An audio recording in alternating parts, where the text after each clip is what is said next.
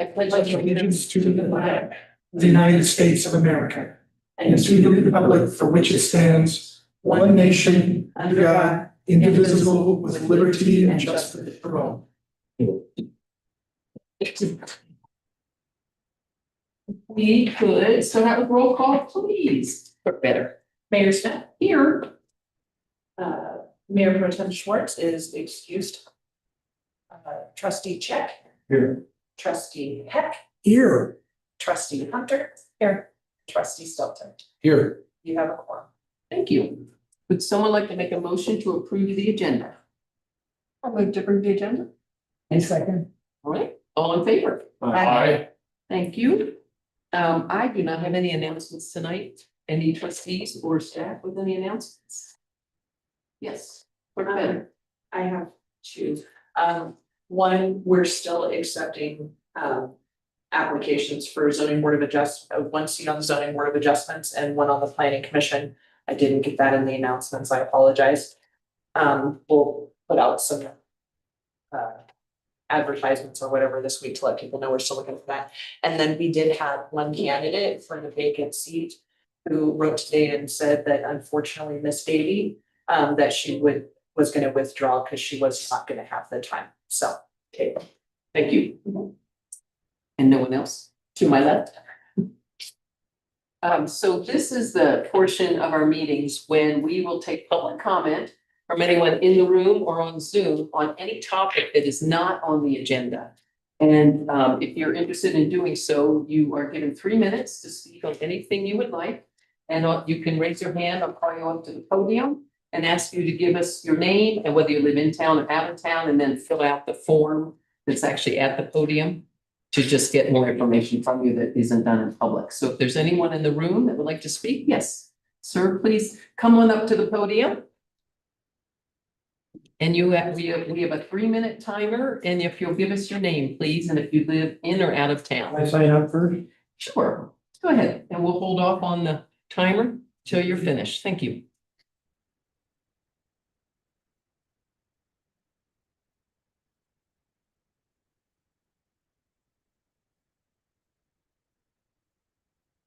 Hi, my name is Steve Bulick. I live in Peonia, and I'm a regular user of the Apple Valley pickleball courts, which is a lot of fun, by the way. You ought to try it. But I'm here because I wanted to report the problem with the bathrooms there and suggest a solution. About 3 weeks ago, the town finally got its permanent bathrooms fixed and operational and open to the public, which is great. And at the same time, then it discontinued and got rid of the porta potty, which has been there for several years.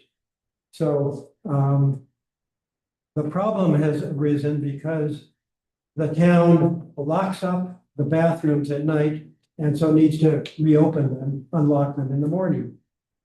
But that hasn't been happening regularly. In the last 3 weeks of about a dozen times I've used the courts, at least half the times, I counted 6 times, the bathrooms were still locked up by the time I left at noon. And that's just not acceptable. That just doesn't work. And I don't think it should fall on the town employees, to the staff, to be there to open and unlock every morning. That's too much. They've got important things to do. They're hardworking. I have a better solution, I think, which is to install in the bathroom doors what I'm calling timer locks. The way a timer lock works is you program it to lock automatically at night and lock automatically at the program time and unlock in the morning at the program time. This was my idea. So I spoke to a locksmith to see if this was feasible or not. And in fact, it is. And not only is it, it's been done in Montrose. All the public parks apparently in Montrose have this in place, this timer lock setup, so the staff don't have to go and lock and then unlock the bathrooms there. So this is what I suggest to the town. And so you've got that 3 minutes? You've got time. And so the locksmith I spoke to said they've installed such locks before. There's several companies that make suitable ones. And in his experience, they normally cost about $1,000 per door installed. They do the installation. However, there's a cheaper alternative, which is an online, something called a magnetic lock kit that you can order online. It's for 2 bathrooms and it costs half that, around $900. And then the town staff would be responsible to get it installed. And in summary, I'd just like to say the current setup with the bathrooms there is not sustainable. Because you gotta have the bathrooms open and usable, accessible all the time. Thank you. Your 30 minutes are up. I'm sorry. Could I continue for 20 seconds? No, sir. So in conclusion, I walk back to my desk. And what I'll say is if you have more you would like to send, you are welcome to email our administrator with your other thoughts. And, My hearing's not good. oh, you can email any further thoughts you have to our Can I just administrator. give one more sentence? No, I'm sorry. Thank you. Unreasonable. We're bringing you back. Is there anyone else who would like to speak for 3 minutes on anything not on the agenda tonight? And any hands up on Zoom? No, Madam Mayor. Okay, seeing none. Thank you. So we'll move on to the consent agenda. Excuse me, may I? I'm sorry. Detail to the town? I'm sorry. We don't really want people hollering out of the audience, so thank you. Thank you. Thank you. We have the consent agenda, which consists of the September 9th regular meeting minutes and the September 23rd disbursements. Were there any questions or anything anyone would like to discuss about either of those topics? I don't think disbursements had much. There was one where I had to review it with the mayor because of credit card purchase. So Sam wasn't, Right. so that we still have an internal controls process. But there is nothing, actually, I do want to draw attention to that. While we're paying for that charge, it was local sales tax that got added back from a trip that Sam took for CMCA, that was her clerk conference. It was a local sales tax and they've already credited it back to our account, but we still have to pay it. But that's what happened. Sales tax, local state sales tax from lodging sales tax got re-added to a card. Marriott had a whole thing about it and it's been taken care of. So I was Is there any- I was gonna add that it threw the statutory clerks out because they're home rule. And so there was more than one tax exemption form is what happened, and a lot of us didn't fill it out because we're used to only one, so that's what happened there. Any other questions from trustees on any of that? With that, if somebody would like to make a motion to accept the consent agenda. I move to accept the consent agenda. Do I have a second? I'll second. All in favor? Aye. Thank you. So we have staff reports and we'll start with Administrator Wind with the departmental scorecard. Thanks. yeah, so to clarify about the departmental scorecard, I still think it's a good tool to use. It hasn't been updated by some department heads and in a couple of months. Part of that reason is due to different vacations happening or different times off. It is certainly something that we need to update, and I will bring an updated one to you at our next meeting along with the normal departmental reports. That way you can see that it has been touched when people come back. So I will try to do that.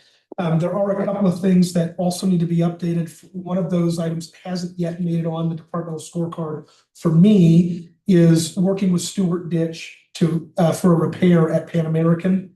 I have since asked for a task order under $10,000, so it's within my approval limit for SGM, our engineer, to look over what has already been purchased by the ditch company to make that repair, and then to recommend additional repairs for concrete as well.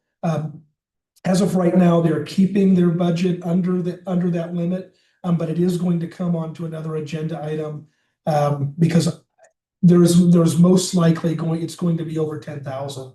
when it's all said and done for engineering. So I'll bring that to another board meeting, but I wanted you to be aware of that I have set that in motion because while yes, they want to repair their ditch, we have an exposed water main, so there's an emergency that we have to address it sooner than later. I'm not so worried about the pipe freezing so much because it's an 8-inch line, but plastic gets brittle at cold temperatures, and that does worry us. So that will be coming. That's one of the things that you're gonna see on that departmental scorecard that will change from my office. But other than that, I can't tell you that every department head has made any edits, because we have been extremely busy. And that's not an excuse, it's just kind of how it is. Are there any questions on it? I was curious if you looked into the state possible funding for. For a grant? Repairs. Yeah, so I've done some preliminary discussions about it. I have to get with the mayor on something regarding DOLA that we'll meet later this week or next week on, that I learned about today, that we can also maybe see if there's some emergency funding available. But there's something else that I will need an extension on another contract that we'll have to do, so. And then the last thing is, we didn't just take pictures for fun. I wanted to show that we now have pictures up on the website from when we celebrated the comprehensive plan adoption. But I wanted to show that you guys are now on the website. It's not just blank. It was a picture of just blank chairs, empty chairs, which I think that it looks good. If you don't have any more questions, that was it for the departmental scorecard. That's okay. And did you want to talk about the budget workshops? After, if we have the outcome of the doodle poll? Sam, did you include that in here? I did not, but I have the information. Okay, great. So I'm gonna let our clerk go with that, since she collected the dates for it. Okay, so the best possible day that you guys voted on was the 24th, which is tomorrow. However, the 29th and the 30th, as well as the 25th, also had high votes. So you've got a couple of choices. We're talking September 25th? Talking Thursday, okay, which is enough time to get it noticed? For a budget workshop, yeah, absolutely. Oh, okay. Yeah, because it's just a work session. And what were the other 2 days? So the 25th, the 29th, and the 30th. And I think we have a special meeting on one of those days. Oh, yeah, so the 30th is out, because there's a meeting in here right after the special board meeting, unless you guys wanted to do something much earlier in the day. Can I ask, did you want to try to have 2 sessions? Yes, please. So of these 4 dates, and tomorrow is out, right? No, Thursday. No, I mean, tomorrow, the 24th is too soon. Oh, we're noticing. We're Yeah. noticing, so we have 3 choices. Yes. Did anything come up for early October?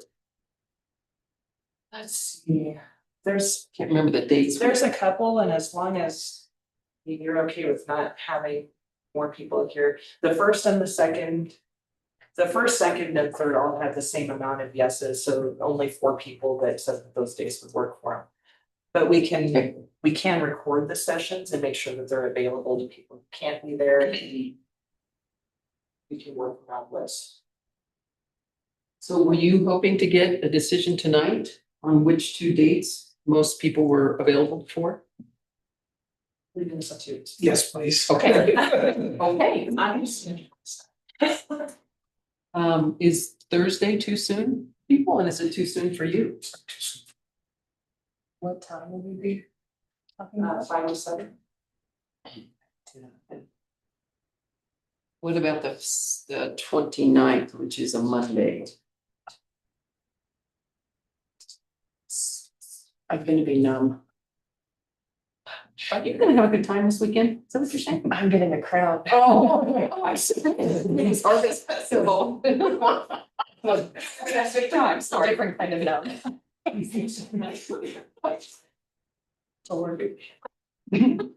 zoom in and just be quiet. So. Preferences, 29th, could people meet before the 5 o'clock? Special meeting? I could do that and I would prefer that. Me too. So how early could people meet? Or if everyone is available? The town board meeting that is, we're talking about the 30th, correct? Right. Can you make this 4 or 5? As long as it's before 5 and it has to end by 5 for your special meeting, which shouldn't take very long, but then they're gonna have the Western Loop meeting in here after that, so. Three. That work, oh, shoot.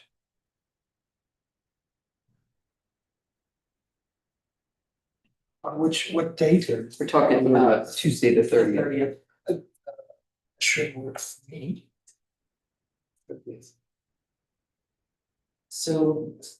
So choice number one, is this choice number one or choice number two? Choice number 1 is the 25th from 5 to 7, which everybody seemed okay with. I'm semi okay with if there was. I don't think we have a whole lot of choices. So the 30th. From 3 to 5, and then we have a meeting at 5. I will make those most. Okay. Look at all of those so busy. Okay, and Stefan, you're good with those for content? That works for me. Okay. All right, thanks, everybody, for being available. Sorry, I made it sound like you were my party hard. Featuring chicks up those. Why are you recuperating? All right, thank you. For any more staff reports? Not at this time. I can live with that. Yeah. It is, so I just didn't want to move into the executive session until I was sure that we are ready. Okay, so with that in mind, we will need a motion.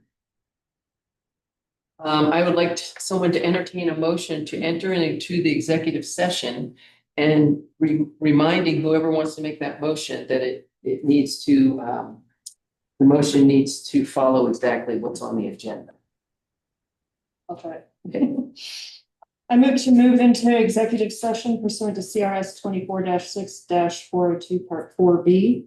The town board may, upon 2/3 vote of the board, convene into executive session for the purpose of conferencing with the attorney for the local public body to receive legal advice on specific legal questions involving the civil litigation matter of Bruner versus the town of Paonia et al., Delta County District Court, case number 2024 CB7.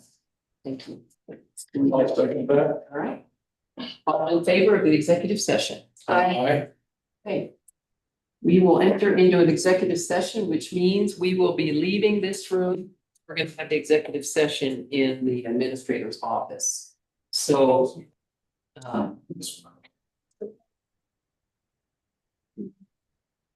Okay,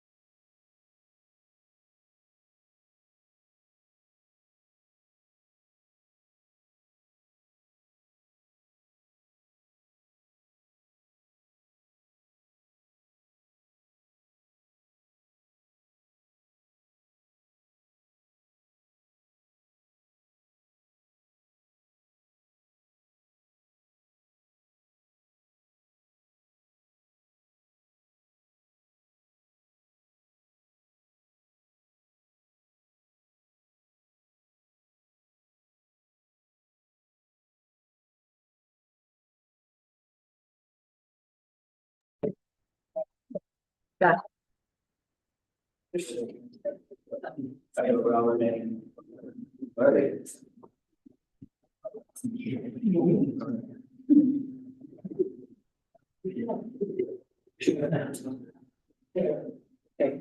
time is now 7:16 and the executive session has been concluded. The participants in the executive session were trustee Check, trustee Stelter, trustee Hunter, trustee Heck, myself, administrator Wynn, clerk Vetter, attorney Peter Doherty, and our town attorney Clay Butler.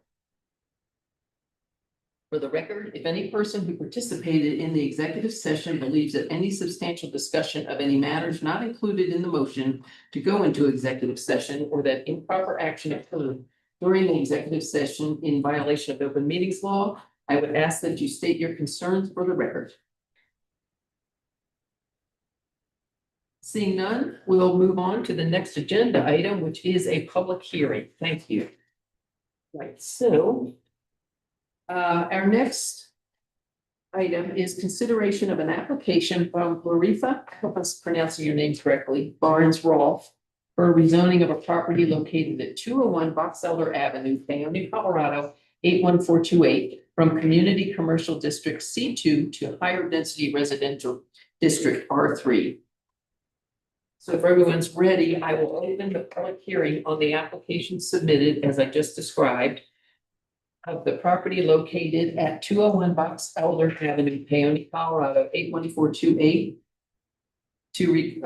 They are requesting a change from Community Commercial District C2 to a Higher Density Residential District R3.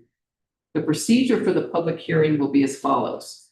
First, we will have a presentation by town staff.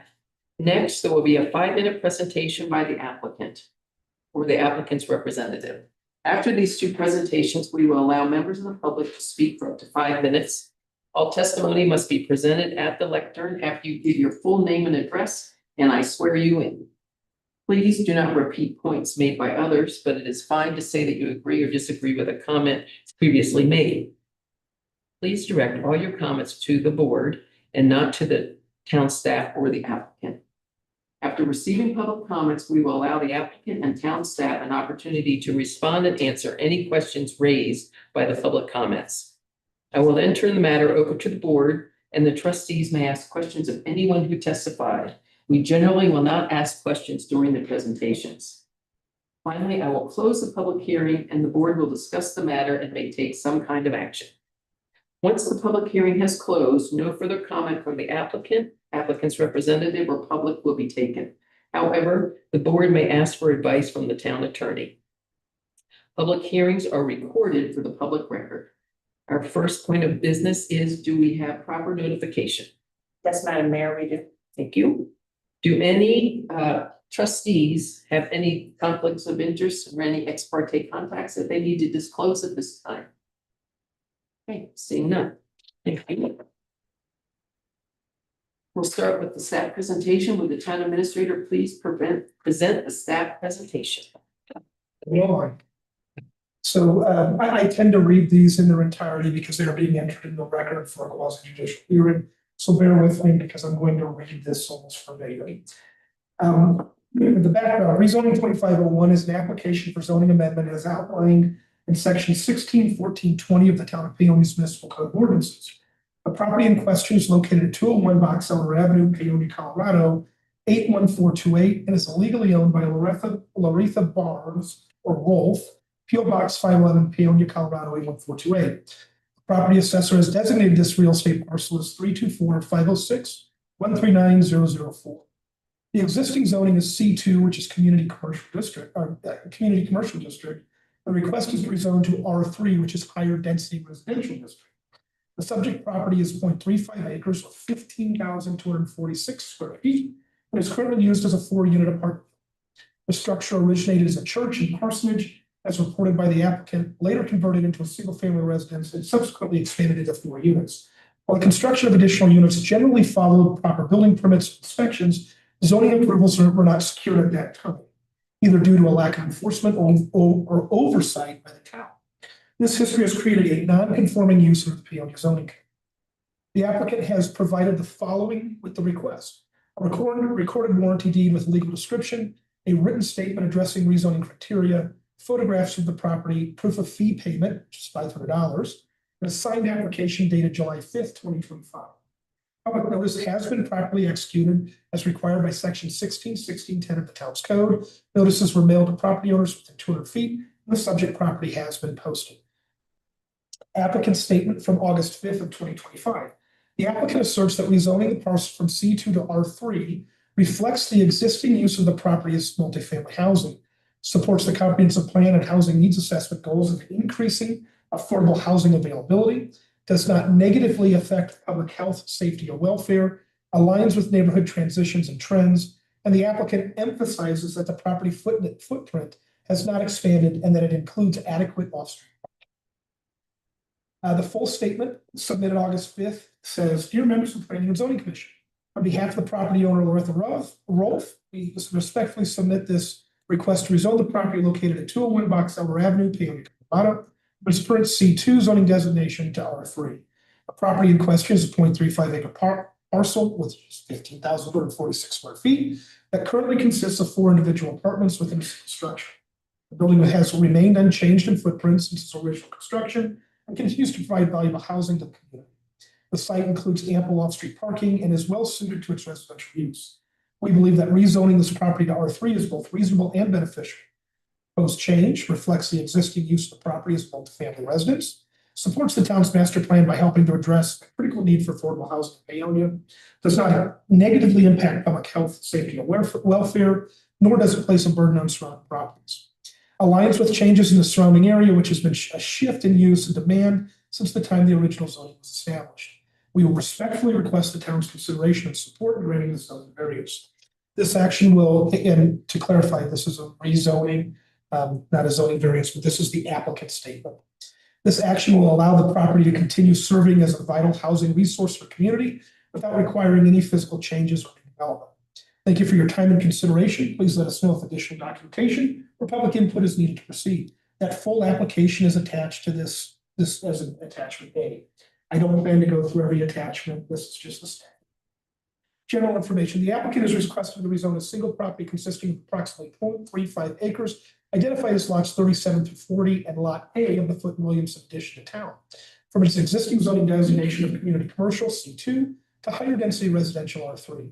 So you're aware, this is now the staff report. This is us as staff. Rezoning would bring the existing 4-unit multifamily residential building into conformity with the zoning map and would allow for its continued lawful use as multifamily housing.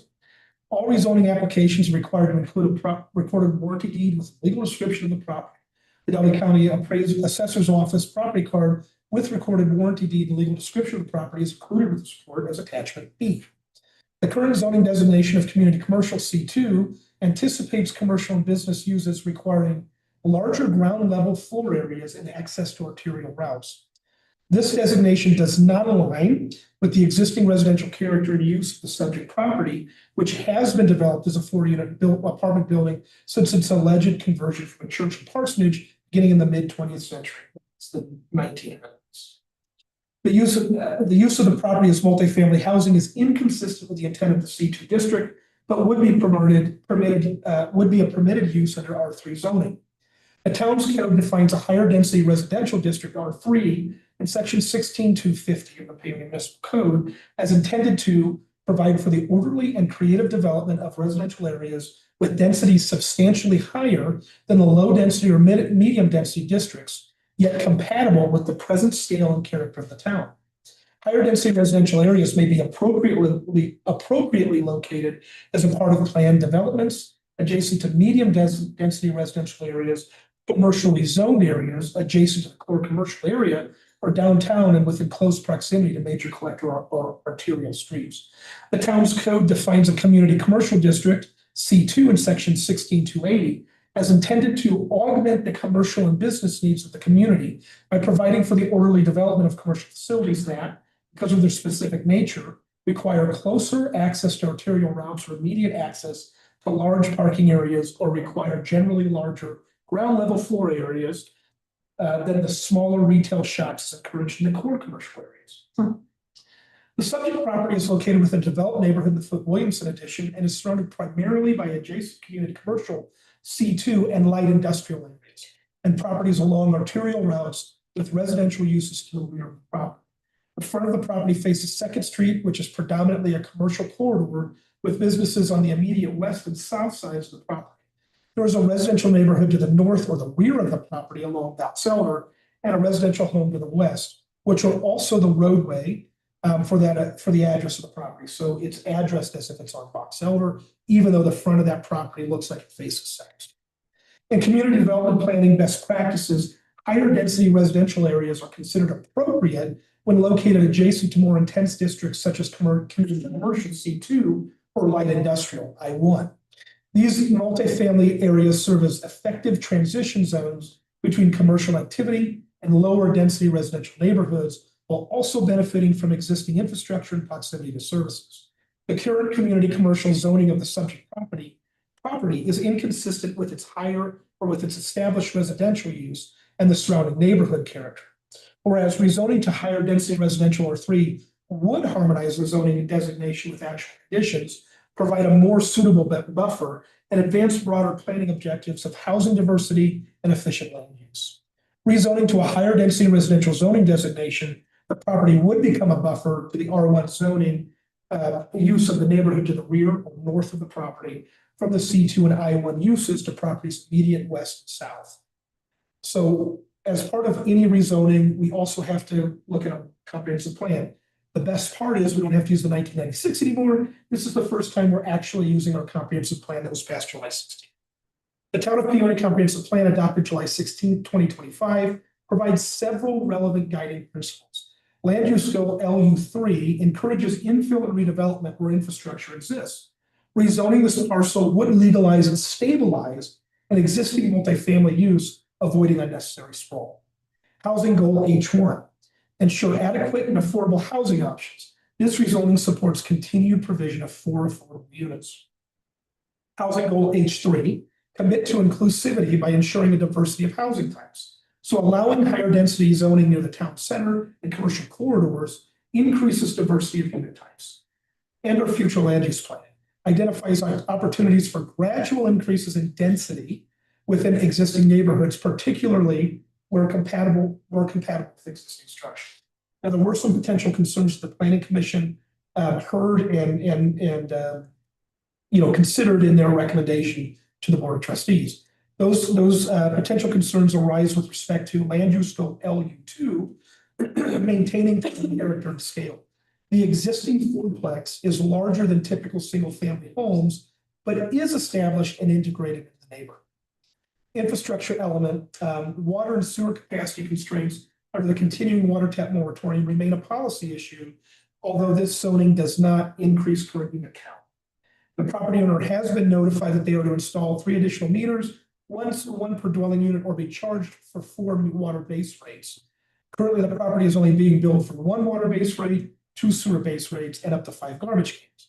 The property averages 11,565 gallons of water a month, based on usage for the last 12 months from August 25 to August 24. Requiring either 4 meters or 4 base rates would not change the volume of water used a month, but would gain compliance with the town's utility code for accurate billing. Zoning code analysis. C2, community commercial districts, allows commercial and mixed uses, but does not primarily support standalone multifamily housing. R3, which is the proposed zoning and higher density residential district, specifically allows multifamily dwellings, including apartments up to 6 units per lot, right, with a required minimum lot area of 10,000 square feet. The property currently has 15,246 square feet. The property's current use as a 4-unit apartment building is consistent with R3, but not C2.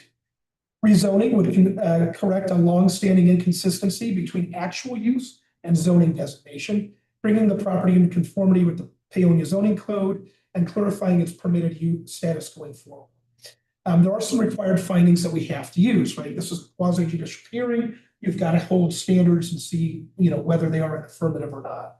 Section 161420 of the town's code establishes procedures for determining zoning amendments. Number 1, request for amendment may only be presented by a legal title owner of real property within the area proposed for a change, right? Planning Commission, or the Board of Trustees. Requests for a change in the boundary of any zone district by a legal title owner of real property within the area proposed for change shall be accompanied by a petition requesting such change signed by owners of at least 50% of the area of the lots included in such change. The applicant produced an application and the required fee for rezoning that included only the property that the applicant owns. Since there's only one applicant that proposed zoning change, 100% of the area of the lots included in the change have answered in the affirmative that the proposed zoning change is acceptable to them. The applicant also provided a recorded warranty deed with a legal description that established their ownership of the property. The applicant also provided a written statement explaining how the request is in compliance with applicable criteria. Applicant states in their written statement that, dear members of the Planning and Zoning Commission, on behalf of the property owner Loretta Ruff, we respectfully submit this request to rezone the property located at 201 Box Elder Avenue, Paonia, Colorado, from its current C2 zoning designation to R3. We respectfully request the town's consideration and support in granting this zoning variance. This action will allow the property to continue serving as a vital housing resource in our community without requiring any physical changes or new development. And that was from their statement from August 5th. Number 2, each amendment shall be submitted to the Planning Commission for its recommendation. Such action by the Planning Commission shall be filed in a report to the Board of Trustees. The applicant has submitted an application for consideration of rezoning the Planning Commission, and Section 161410 established the authority for hearing such petitions for zoning. Section 161430 establishes that after the Planning Commission hears an application for rezoning, recommendations are then submitted to the Board of Trustees for consideration during the public hearing. That's what we are tonight. The public hearing is scheduled for this rezoning application tonight, 9/23/2025, during the Board of Trustees' regularly scheduled meeting. The clerk has verified that the notice requirements were met as established by 1610 of the town's code. 2A, the amendment is not adverse to the public health, safety, and welfare. The applicant's request is reasonable considering the uses immediately abutting the property along Box Elder Avenue. The request for rezoning does not appear to adversely affect the public health, safety, and welfare. The request for rezoning the property from community commercial C2 to higher density residential R3 would improve the protections of public health, safety, and welfare of the existing neighborhood. Specifically, the rezoning would align the zoning designation with the existing multifamily use of the property, avoid the continuation of a non-conforming use, and provide stability to residents. The rezoning would also discourage the close proximity of incompatible land uses where a commercial designation abuts established residential blocks. And, so this wasn't an or, this also has to be. And the amendment is substantially conforming. The amendment is in substantial conformity with the master plan, or the existing zoning is erroneous, or conditions in the area affected have changed materially since the area was last zoned. The applicant's request is compatible with the current comprehensive master plan for the town of Paonia, 2025. The comprehensive plan includes housing goals that encourage the preservation and expansion of affordable housing, support for diverse housing types, and infill development where infrastructure already exists. Rezoning this property to R3 conforms to those goals by stabilizing 4 affordable apartment units. Further, the existing C2 zoning is inconsistent with the long-established residential use of the structure, which allegedly originated as a church parsonage and later evolved into 4 units. The residential character of the area and increased demand for affordable, higher density housing present a material change in conditions since the original zoning was established. Therefore, the request for rezoning corrects a longstanding inconsistency and harmonizes the zoning map with the comprehensive plan and the existing neighborhood character. Our staff recommendation that the Planning Commission used in their consideration and it mirrors, and I'll go over the Planning Commission's outcome as well. Based on review of the comprehensive plan, zoning code, and applicant materials, staff recommends a conditional approval of our rezoning 2501 to rezone 201 Box Elder Avenue from C2 to R3. This recommendation is supported by the following findings. The rezoning brings the property into conformity with the existing use and avoids continued non-conforming status. The rezoning supports Paonia's comprehensive plan goals related to housing diversity, affordability, and infill development. The rezoning does not adversely affect adjacent residential and commercial properties and preserves neighborhood compatibility. A condition of approval. As part of this rezoning approval, the property owner shall be required to achieve compliance with the town's utility code by installing 3 additional meters, 1 per dwelling unit, or alternatively by being billed for flow water base rates. Currently, the property is billed for only 1 water and 2 sewer base rates, despite operating 4 residential units. Accurate billing or metering ensures that the town's infrastructure costs are equitably distributed and consistent with town code. The property averages 11,565 gallons of water per month, based on usage from August 24 to August 25. Requiring either 4 meters or 4 base rates will not increase the actual water consumption, but will correct the billing structure and maintain compliance with the utility code. The applicant shall comply with the town's sewer code as well.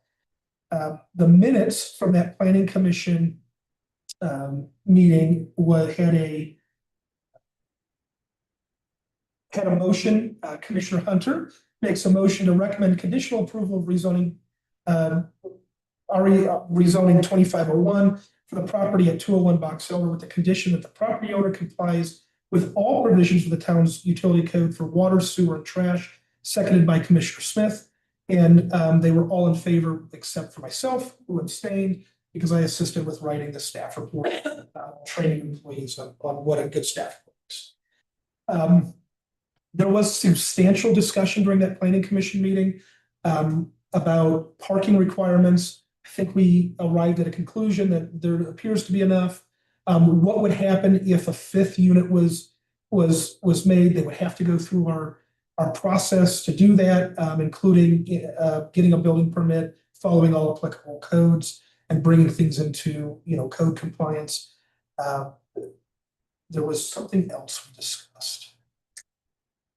I think it was the 5th one, which again the moratorium would come into effect.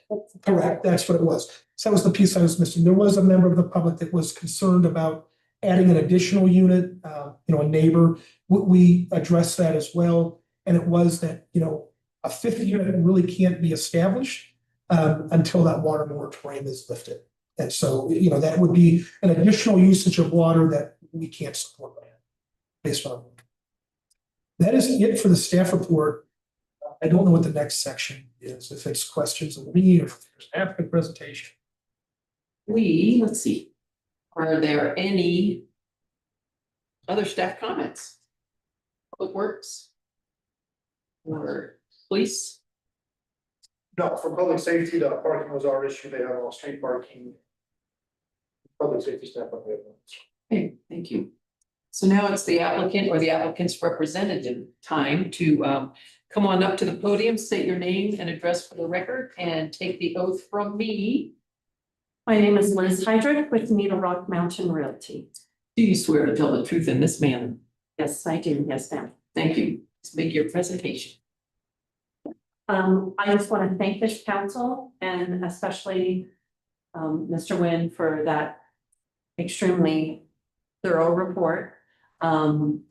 There have been no changes other than the property is currently no longer under contract. It has nothing to do with this proceeding or the timeliness of it. And I just, again, appreciate your consideration. I think the most important thing is for this applicant and for myself is that I be representing a property that is appropriately zoned for what it is. And so I just appreciate the fact that the town brought it to my attention and that this whole proceeding has been done, in my opinion, really thoroughly and educational for me as well. There are absolutely no other changes at this point in time. The rents range, if you are curious, between $900 to $1,100 a month. And I do feel like that is truly affordable in today's economy, especially since the utilities are included. So if there are any other questions of me, please feel free to let me know. And Mrs. Roth just wants to express her gratitude for the consideration as we continue to market the property. It would just be very nice for it to be zoned appropriately for what it is currently used for. There is ample room in each one of the units. There's nice, fully equipped kitchens and bathrooms and laundry facilities in all 4 of the current units. And I just wanted to mention that. Shall I put my name down here? Yes, Okay. I think so. Yes, sure. Okay. Thank you so much. And again, appreciate this town Yeah, so, and there's no one else speaking for the applicant. Okay. I will now open the public comment portion of the public hearing. So if there's anyone who would like to speak, please come on up to the podium, state your full name and address for the record. And then I'll ask you to take the same oath, and then I believe you have 5 minutes. I said yes. Yes. So is there anyone in the, oh, I'm sorry, Clerk Bitter? The piece of evidence I have for you is public comment. Oh, I did forget. Yeah, I was gonna see if somebody can read it into the record. I think that would be appropriate. It's not long. Unfortunately, I got it in right before the deadline, but I missed it, so it didn't get in the packet. Oh, I okay. apologize. So what would be your preference, to take in?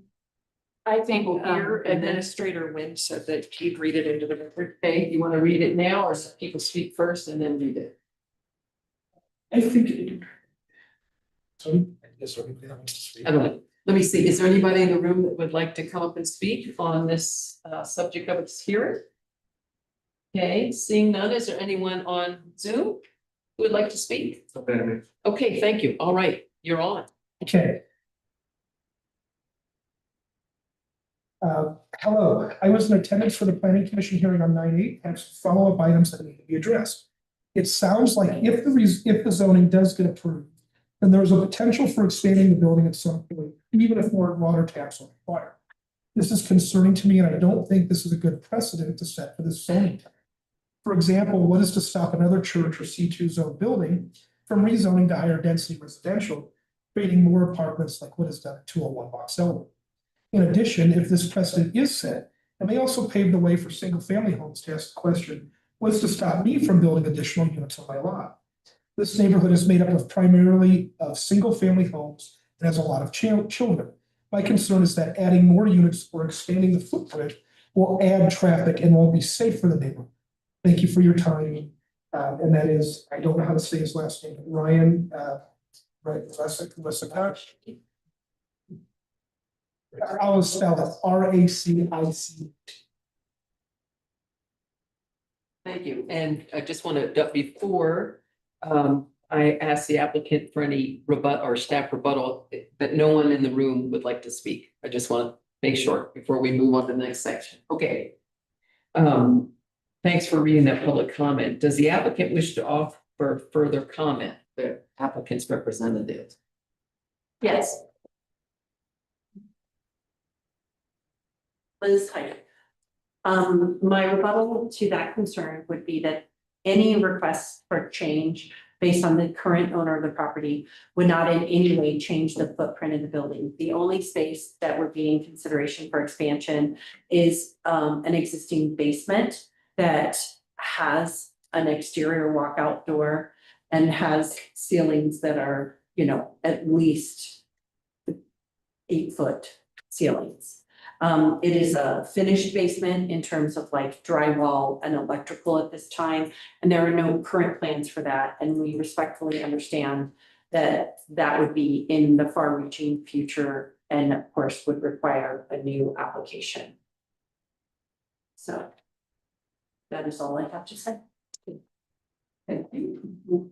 Anything further from town staff? Yeah, I will say a couple of things. So I understand the concerns that were presented. And I could see how this would be an issue had we not had a record like we have had since middle of 2023 with some of these public hearings. So if you historically look at how planning commission meetings have proceeded, there's really little to no notes. There's the staff reports weren't as involved or in depth. And while there were some things where criteria was met, it didn't quite follow code every time. We have since changed that process. There is now a really well-defined template to be used that has been reused now twice for rezoning. There have been special use variances that have been granted that has used this template. So I can say that I think the town is in a better position to follow its own code. And so where things like this may come up in the future, there is actually an established pattern and process in place for people to follow or for applicants to follow. Thank you. Anything further? Town staff. I will now close the public comment portion of the public hearing. But I'm not closing the entire public hearing, just for the record. So before we turn to trustee questions and deliberation, I want to state that the documents included as part of the record for this public hearing include all application materials submitted by the applicant, all materials included in the packet, all written referral and public comments received regarding the application, the notice of hearings, and the town's ordinances. Does anyone have any objection to the inclusion of these items in the record? Did you include this? Just read it. All written referral and it's received regarding the application. I think that covers it since it's been recorded. Right? Work better, would you agree? Okay, thank you. So now, questions from our trustees. Who has questions for the applicants or the staff? Oh, trustee I Sutton. have one question on page 78. There's a aerial photo of the property. And I noticed that there's an access denoted and it will cross the town sidewalk. That access does not exist yet. There's not a curb cut there. See the page again? 78. Oh, I, No, it's, Yeah. it's, So- it's. Oh, that's. Oh, sorry. Hang on one second. did that in the wrong place. Okay, now we're with you. Thank you. Okay. Could you start over with And the that? access to the parking lot denoted on this map says that it's gonna cross the parking lot, we also are across the sidewalk, and we're also gonna have to have a curb cut there. Both of those things will take some engineering by the town staff in order to make sure that the sidewalk can handle traffic weight and this cut. I drew it in the wrong place. I'm just being honest. Come on up to the podium Okay. so we can, everyone. It's right, this is the access comes in right over here. It's out of contention. Apologies. Right, because right now, I drive that street all the time, so people go in through the alley. and- Yes, yes, and Wondering. that was me. Okay. Apologies. Thank you, good questions. I'm not a great artist. Other questions? Okay.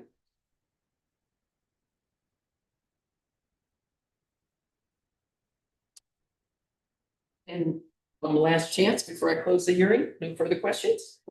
Okay. I will now close the public hearing and turn the matter over to the board for consideration of the resolution listed on the agenda.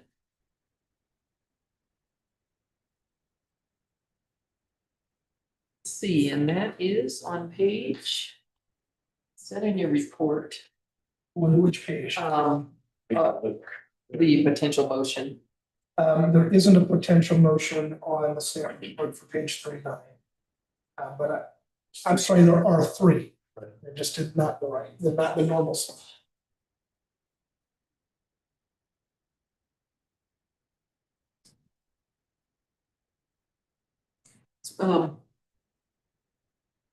Any other discussion amongst trustees? Is somebody ready to make a motion? Just as a discussion point, again, it seems like it seems appropriate for the rezoning and in consideration of Ryan's comment.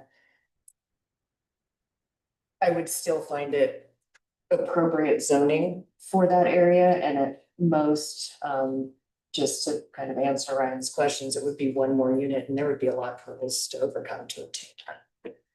Between building permits and water moratorium, off-street parking would be.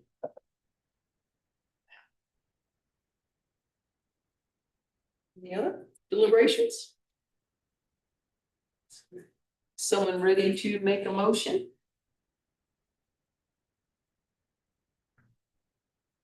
Or number 1, 2, or 3? I move to approve ordinance 25-09 for limited rezoning and amending the official zoning map regarding property known as 201 Box Elder Avenue with the condition that the property owner complies with all provisions of the town's utility code for water supply and trash. I'll second that. All right. We'll need to have a roll call, please. Trustee Stelter, Aye. trustee Check, Aye. trustee Hunter, Aye. trustee Heck. That motion carries. And the zoning approval has been made. Thank you very much, and thank you for everyone's patience going through the hearing process. For a 5-minute recess? Sure, who would like to second that? I'll second that. Hey. So we'll be back. Can we go till 8 o'clock? Can we make, all right, just. And my motion to 8 o'clock. Yeah.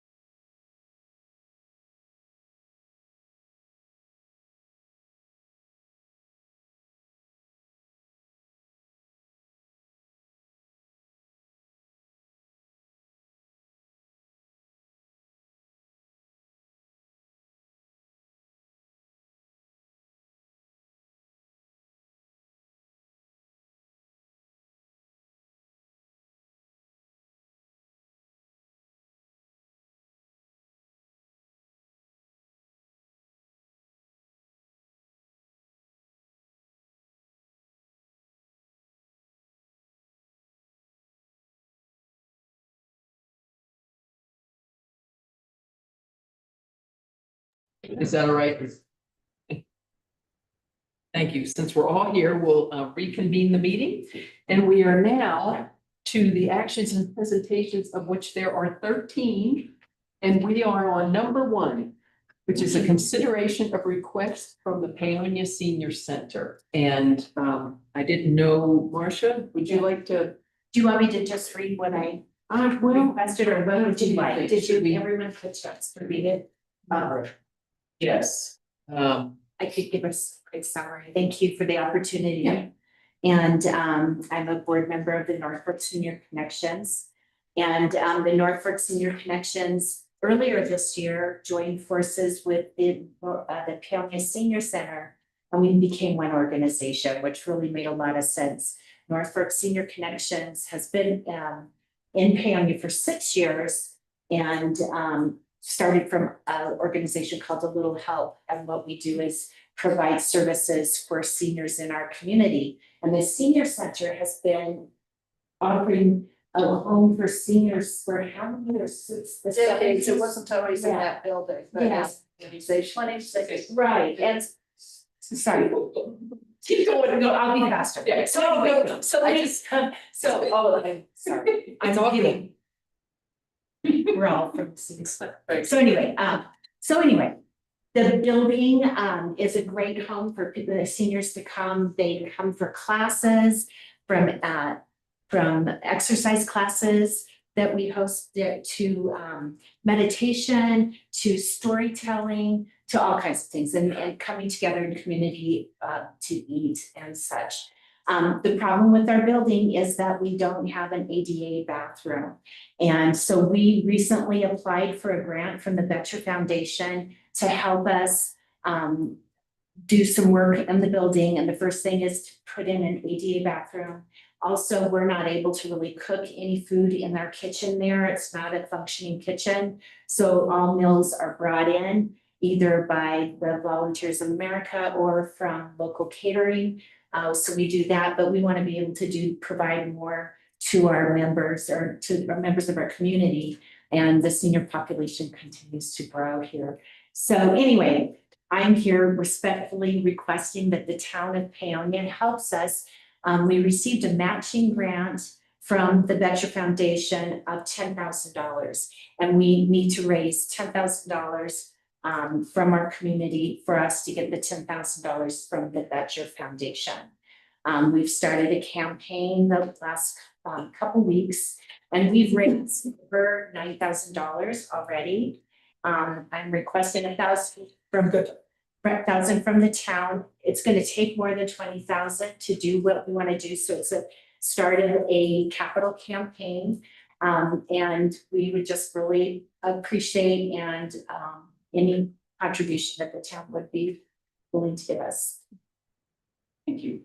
I wonder if the staff has any information they wanted to provide for this. I Agenda do, item. but I have a question, and I know this is really out of character to ask a question of the presentation, but it's about when the funding is needed. When do you need it? Oh, well, You can come out and back up to the podium. I know, because I was gonna ask the same question, so.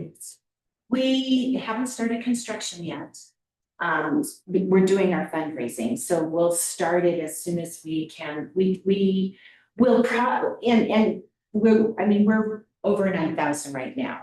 We've received over 25 donations from our community that to get that amount of money. So we don't get the 10,000 from the Betcher Foundation until we raise 10,000 in our community. We have until June to do that, but we'd like to get going on things before that. But any time that you would like to contribute to that. Now, can I mention one more thing? Lindsay Mearness here is on our board too, and she has been affiliated with the Paonia Senior Center for a long time. The Paonia Senior Center has historically requested and received support from the town, and we're gonna ask for that too. For keeping the lights on and keeping staff and keeping the building otherwise taken care of. So I don't want this request for this grant and the ADA facility to stand in the way of our getting the other support that the senior center has historically received from the town. One more question. Would a commitment be okay? So if we say, or if the board decides that we are committed, we've got to change this, we can't give donations, it has to be a grant. And so we've got to change the way we think of these things as it's a grant for providing services, or to an organization that provides services for the town. So that's how we have to think of this. But knowing that it's a commitment and funding may not be available until January 1st, would We that would be accept. sufficient? We would accept. Very much, yes, thank you. Yeah, I think so. Just want to say, normally we don't do this, but we really should have had you set up as making a presentation. So I feel like we're good. So yes. I have a question, are in-kind contributions counted towards that? Like if people volunteer time and No, whatever? No, it's just money. financial. They want money for this one, yeah. Thank you. And it's a volunteer organization. We do have one staff member right now. We'll hopefully get a grant so that we can hire a second person. But we put on so many activities for the community, and we really appreciate your support.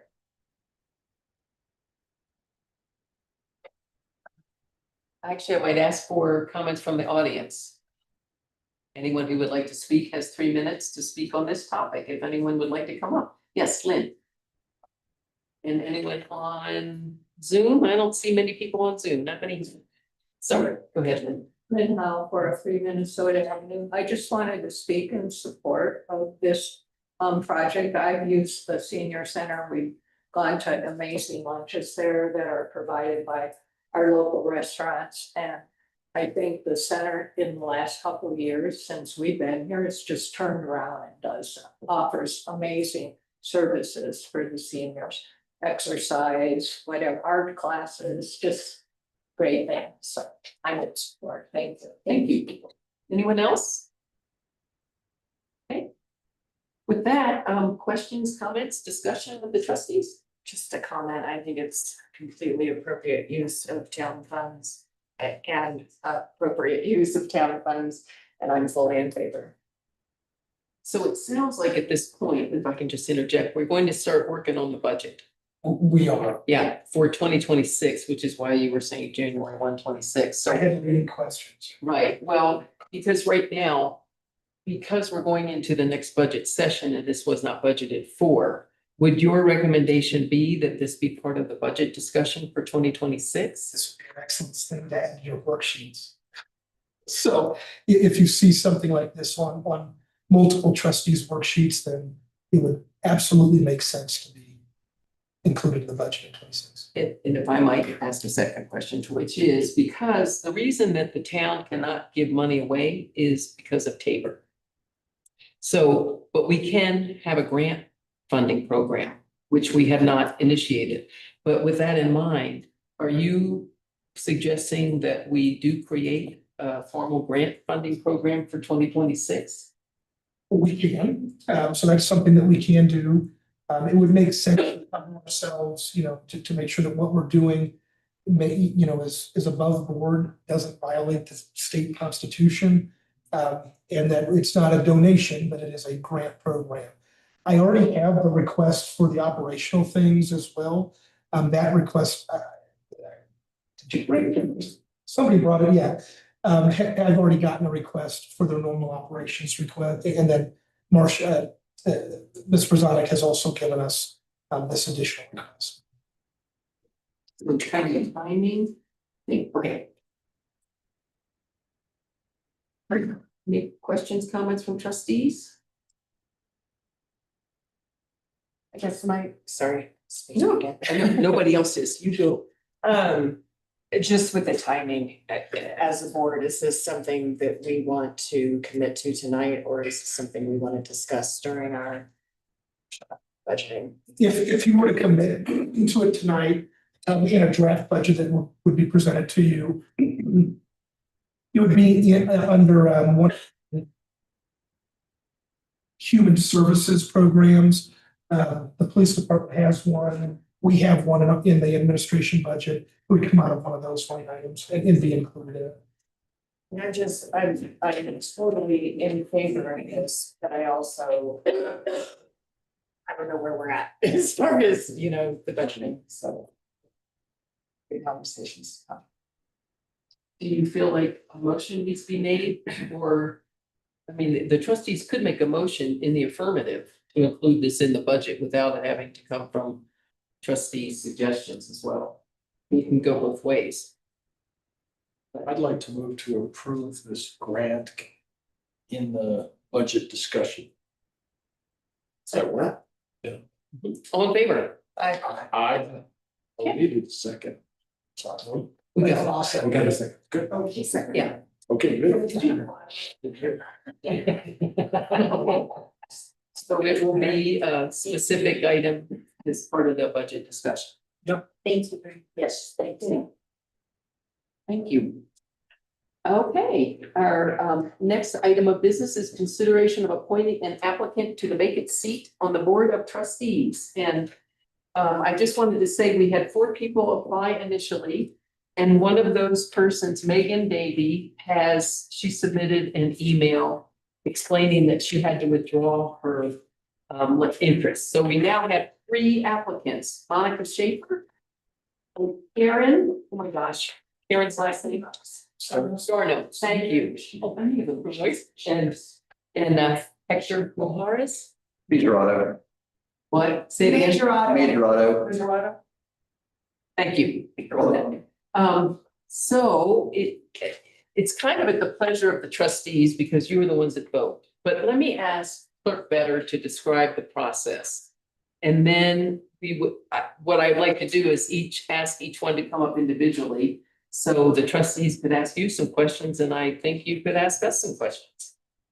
That seems reasonable. So how would you describe how the actual voting is going to happen and then we'll have each. Yes, so Deputy Clerk Santiago is going to get some index cards because I meant to have those on your things. So when it comes down to it, if you guys are comfortable holding a voice vote, you can absolutely do so. Usually when you're appointing a trustee, especially when we have more than one person, the board in the past has felt more comfortable writing down your choice. You have to write down your name and you have to write down their name. And I'm going to read it all out loud at the end, but some people are just more comfortable with that. If for some reason you had 2 people who got the same amount of votes, then we'd take those 2 people and we would go another round. But ultimately, at the end of the day, it's your decision whether you want to appoint somebody, whether you want to leave the application for you to open. Once we hit the 60-day mark, we'll have to go to a special election. Right now, I mean, we're already pretty close to municipal elections, so it'd probably be nice, especially with budget season. Hopefully you guys will find an applicant that you would like to ask to join you. Thanks for that explanation. And I have to tell you, having been part of this in the past as sitting up here and sitting out there, I really like that we choose it by writing it down because putting a person's name out in the motion and asking for yays or nays is really not appropriate. So the vote by Callie is really, I think, the nicest, fairest way to go. So with that, okay. Yes. Oh, and I was gonna say, and before that, you guys just have to, I've asked them all to be prepared to introduce themselves.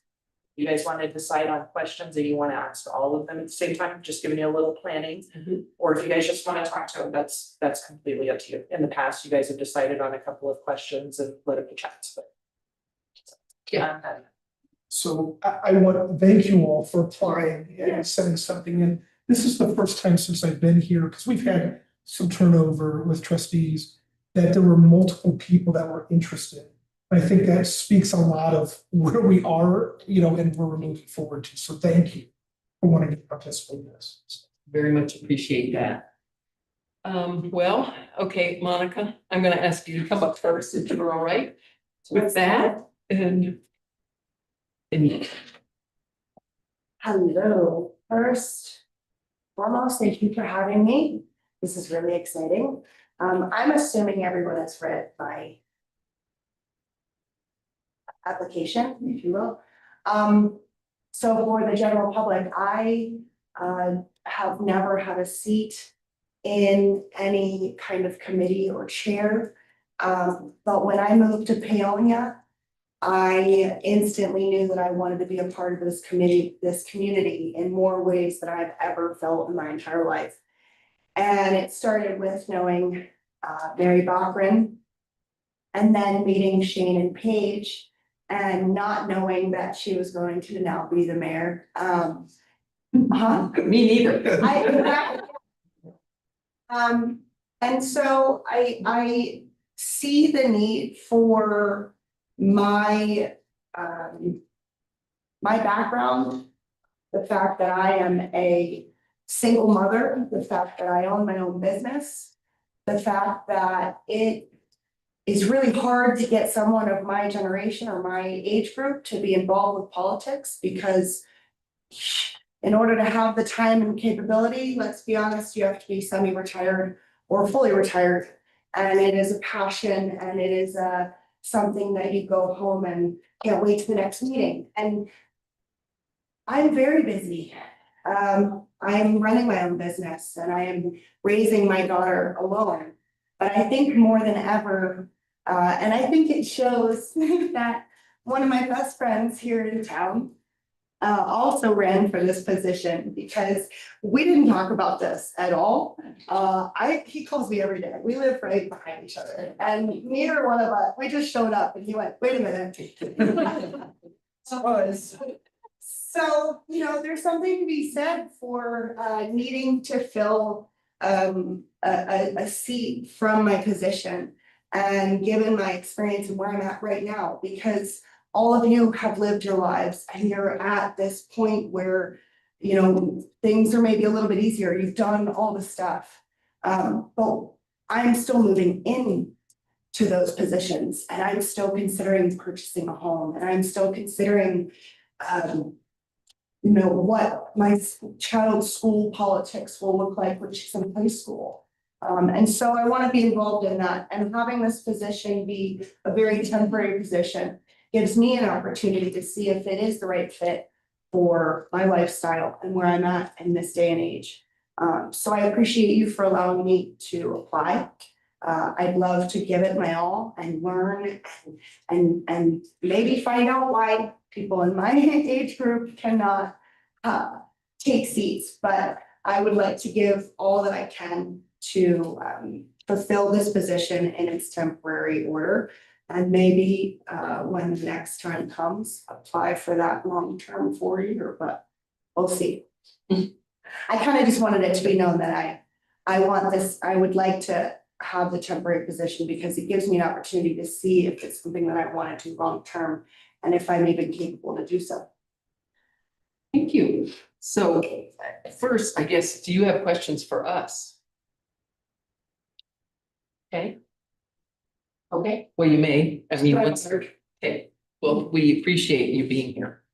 And questions from trustees? I do have one question for you. On your application, you had said that attending or staying in meetings after 8:30 may be problematic. Just kidding. I told a friend earlier today that I needed to watch my kid because I was gonna be doing this, and she went, "You applied for the position?" I got it, fine. So we're, thank you. Thank you. I have a question, and here, and I'll ask all three of you. So as a trustee, often there are other positions that our code requires that have trustees as members, which is the tree board. We have a liaison on the tree board, and then a trustee, 2 trustees have to be on the planning commission. And right now, those trustees are Trustee Hunter and Stelter, and then me as mayor are on the planning commission. But those are positions that we ask trustees to consider. In addition to, we have created 3 ad hoc committees, which are made up of trustees, and those are finance, actually 4, finance, public safety, parks, and oh, that's it. Oh, personnel. And short-term rentals just came up. So these are committees that do not meet all the time, but they they meet as needed. Mhm. So that we can have two trustees actually working on an issue that can help staff then proceed with that issue, because a lot of questions have been answered. So my question to you will be, if you are chosen as trustee, would you be available to at least be on one of those committees? And in this case, it could potentially be the Parks Committee. My question, back to you would it be, a choice of what I would be most interested in, I guess? Potentially, yes. Parks would be good. Yep, right now we have people assigned to each committee, but you know, it can change, certainly. So, yeah. Yeah, I did know, earlier, there were 2 meetings scheduled apart from your typical Tuesday and Tuesday gatherings. And so that was actually a note that I made in being interested in this position is, am I gonna be available to say I have other days because they are necessary? And even if I'm not available, is it something that I can zoom in on? Or am I gonna be working, or, you know, needing to be mom? So I'm interested in seeing kind of how many, one of my questions, I guess, would be how many added timeframes do you typically add to your monthly schedules with meetings like that were made earlier in this session, given that they're 2 days from now, 4 days from now, and that you need to be readily available? And luckily, I do live in town, and you know, my daughter is 10 and she's got friends, and I'm sure she wouldn't mind staying up until 10 on a school night. But I will deal with that in the morning. But do you think that there's a considerable amount added to your? Yes, I mean, it does happen because these committees have to meet at certain times. And now that we're going into budget session, we're having extra meetings because of the need to have enough information for people, to the public, et cetera. So, yeah, I'd say on the average, there might be, depending on which committee you're on. Yes, there could be another meeting a month, every month, month and a half. Like planning commission meets once a month, as does the tree board. So that makes 3 meetings for me, since I'm on the planning commission, 3 that I plan on a month, plus then these, you know, these ones that come up. Also, in the finance committee. for you. And I'm on the finance committee, and that I meet 4 times. I have to be in town hall 4 times a month. And trustee better. We also meet once a week. Yeah, That's that's me. mayor. Trustee better? I mean, clerk better. You're not giving me that job. I just wanted to toss out there that almost every meeting we have, very rarely is there one that we haven't been able to offer a Zoom option. Right. Work sessions are usually very informal, and we've even had cases of something's recorded, trustees that couldn't be there for the work session would just take time to review that later. And we have to, on a lot of the special meetings, we have to work around everybody's schedule to find a time so we can have a forum. So it really just depends on what comes up and when and how it has to be done. So there are ways around it, and we have a resolution about that's. Yes, Zoom is fine. And just so you know, a quorum means there have to be 4 trustees present at the meeting, or else there cannot be a meeting. For business. Well, there could be a work session, but there can't be a regular meeting where decisions are made. So just so you understand the head count there. Okay. Yeah, I'm looking forward to reading. Yeah, this one's only 352. Any other question? And I know hopefully this helps the 2 of you too, to hear some of the nitty gritty. You just got to be our first guinea pig. Thank you. Thank you for your time. Yeah, and everybody's good? Hey, Hector, would you like to be next? Yes, I came well prepared and wrote out a summary of why I'm interested in serving in PNU's Board of Trustees. My name is Hector Madrado. I live at 37 Honoria Avenue. I've been here for 4 years, going on to 5. And what I've noticed about this community is it's very tight knit, with everyone knowing everyone. And it's very family oriented, which I love. So why I'm interested in running. I'm running for the PNU Board of Trustees because I care deeply about this town and believe we can protect what makes the North Fork Valley special while planning wisely for the future. Peonia's strength is its people's neighbors who show up for one another. Small business that anchor Grand Avenue, farms and makers who define our local identity, and creative spirit that sets us apart from anywhere else. I want to bring steady, collaborative leadership that keeps government transparent, budgets balanced, and services reliable, while engaging the community in a very major decision. This is a pivotal moment for Peonia, I believe. We need to maintain and modernize core infrastructure like water, sewer, roads, and sidewalks, support a vibrant local economy, and plan for growth that fits our small town character. We must also address affordability, drought and wildfire resilience, and everyday quality of life issues, from parks to walkability, that matter to families, seniors, and young people alike. I'll listen first, work across differences, and focus on practical solutions that reflect Peonia's values. Thank you. You're welcome. Do you want to start with questions for us? I know that there are meetings on Tuesdays and throughout the month, but that I wanted to know a little more detail on when the board meetings were. They're the second and fourth Tuesday of every month and start at 6:30. And as Clerk Better said, trustees can attend by Zoom. Okay. If they can't be here in person. In person is ideal, obviously, in terms of discussion, et cetera, but Zoom is fine. Okay. And there are situations where people either sick or they're out of town. Right. I will be here.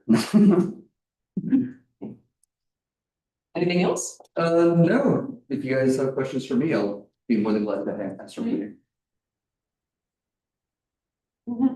First of all, thanks for stepping up.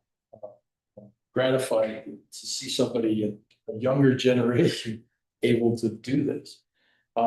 It's really needed. I also know that it's gonna take up some time. And it kind of eats into your family time. I was on the board when I was in my 40s and 50s, and it's difficult. But you work your schedule around, and we have a system where they actually poll you when you have time. Generally, that system works really well for me. And Zoom is another thing that's great. The only bad thing is it's difficult to hear sometimes on Zoom. The cameras work, but there's a little lag. And sometimes if two people talk, you can't hear. That's all. But I think you'll find it's very educational. And you'll learn a lot about the town. So thanks for stepping up. Thank you. I'll just ask you the same question about the potential of having to be on the planning commission tree board, because those are required by our town code. And then now 4 ad hoc committees that we have, standing committees that have 2 trustees on each one, which don't meet routinely, except for me on the finance committee with Mayor Pro Tem Schwartz.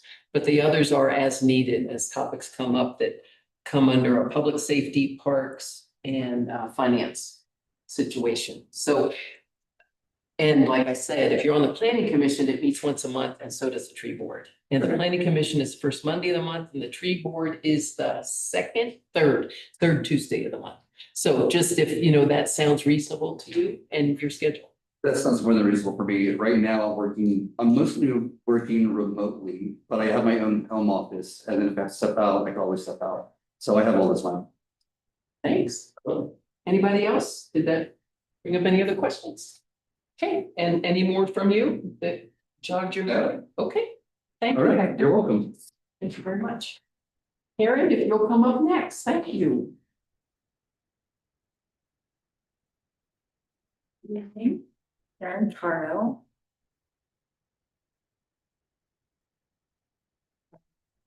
I think I surprised myself, there's a number of people I know when I submitted an application for this position. And a part of what attracted to me was the limited duration of it. I will say upfront, I am not anticipating that I would be filing to run for a full term. But then again, Kathy Schwartz said that that's exactly what she said. She filled the position, so I can't really predict the future. As I stated on my application, I've got a background in government, but never in your seats, but often working with and for boards and commissions. The bulk of my career was working for the environmental agency for the state of Oregon. I actually started out with EPA out of grad school for a couple of years with the Washington DC experience. And then left to kind of recover, experience a little bit more of the world. What I learned early on was, because working in government was nothing I ever envisioned for myself. And what I learned early on was it was a really good fit for me. I am not an advocate. I am a process person. I'm fully invested in understanding information, on making sure stakeholders have an opportunity to be heard, and ideally helping those with interests in an issue come together to make a decision that works best for all. I've also worked a lot in the I was a planning commission staff for a while. I worked in with states rulemaking and legislation, working within the statutes and things. So I kind of understand a bit of the framework. And oddly, found myself sort of have a little bit of a knack for getting into the wonky side of things and following the procedures. I think as a limited duration position, I could be helpful and come up to speed fairly quickly because I have some familiarity with the realm. And I also understand that it could also be in your interest to bring somebody on at this point in time that is interested in the long term, because it's kind of getting somebody on the on-ramp and trained in this when you're going to potentially have a few other seats that are filled brand new at someone. So I am, tonight where I've just told a friend of mine, the fates are sitting in this room for me, and will determine whether my next 6 months is are busy working with you, or whether I'm off traveling. Thank you for your time. Thanks. So, questions for us? No, these questions were really helpful. Actually, I had some of the same of the time commitment and things. I guess probably fall in that semi mostly retired category, and do have time taking out some committee work. So you were okay with committee and or planning commission or tree board if needed? Yes. Okay, yeah, thanks. That's really my main question. Then anyone else?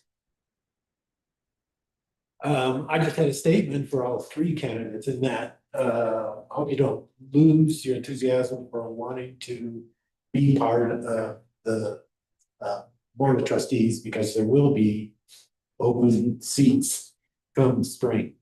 So if you don't get nominated tonight, try again in the spring. Can I ask a quick? So why would it be inappropriate for me to vote, right? So I don't vote in this, but I do have a quick, you brought up you've been involved in rulemaking in the state of Oregon. Was it as it related to environmental protection, or was it for land use planning? Well, can you expand a little more on that? Yes, mostly in the environmental protection. Specifically, I was a policy analyst in their water quality division. I'm laughing because I did all this. Yeah. Yeah, so I do take engagement, some water issues. And as a point, the reason I asked that question was, we as the town of Paonia are getting involved in rulemaking and testifying before state legislature. Most recently, we have just tasked our water attorney with doing a protest for our source water so that we can participate in rulemaking, because we have a very complex spring network. And so just to piqued my interest in this.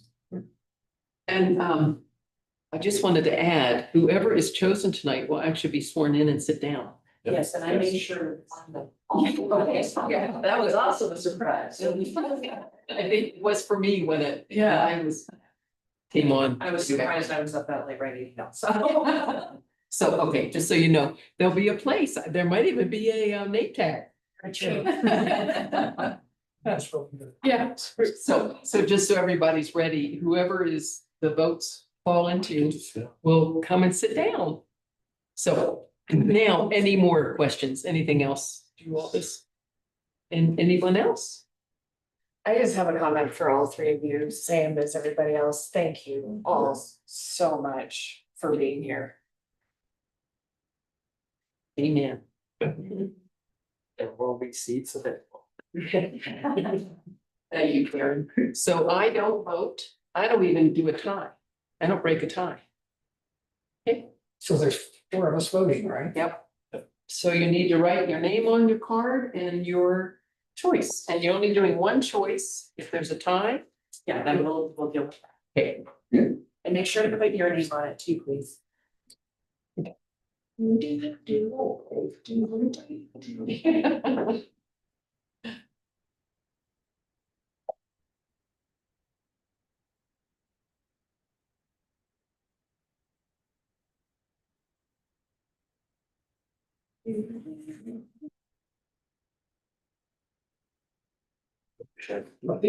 That's good.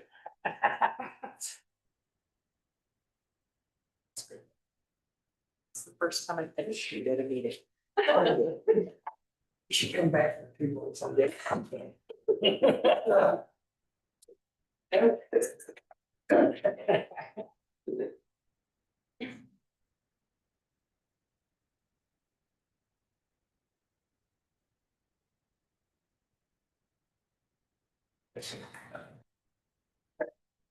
Anybody in here, somebody did you? Okay, so. Hey, Chad. Just being transparent. Trustee Stelter, a vote for Hector. Trustee Heck, a vote for Karen. Trustee Check, a vote for Karen. And trustee Hunter, a vote for Karen. So congratulations.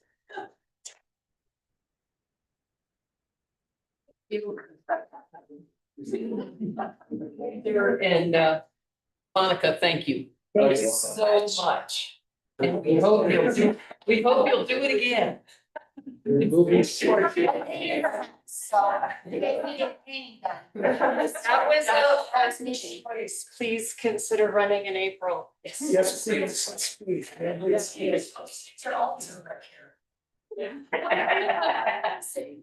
Something. Geez, hold on. And that's up to the chair. Yes, if you want to come up to the podium, please. You both do. It's a lot. One, congratulations. Very excited for this. Definitely the right pick. Good job. Oh, geez. You gotta get some in for your own. There were 3. Can I take my home? I don't care. Or if you promise to bring it back in April. One of April, bring it back, yeah.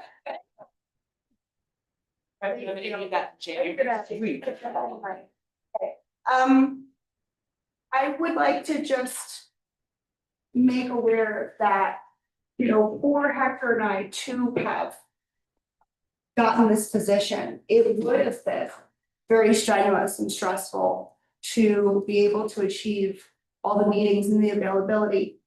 And I've always found that in itself is stressful for me to know that people in my position or in my age group or in my situation, renting, homeowners, whatever it is, don't have representation.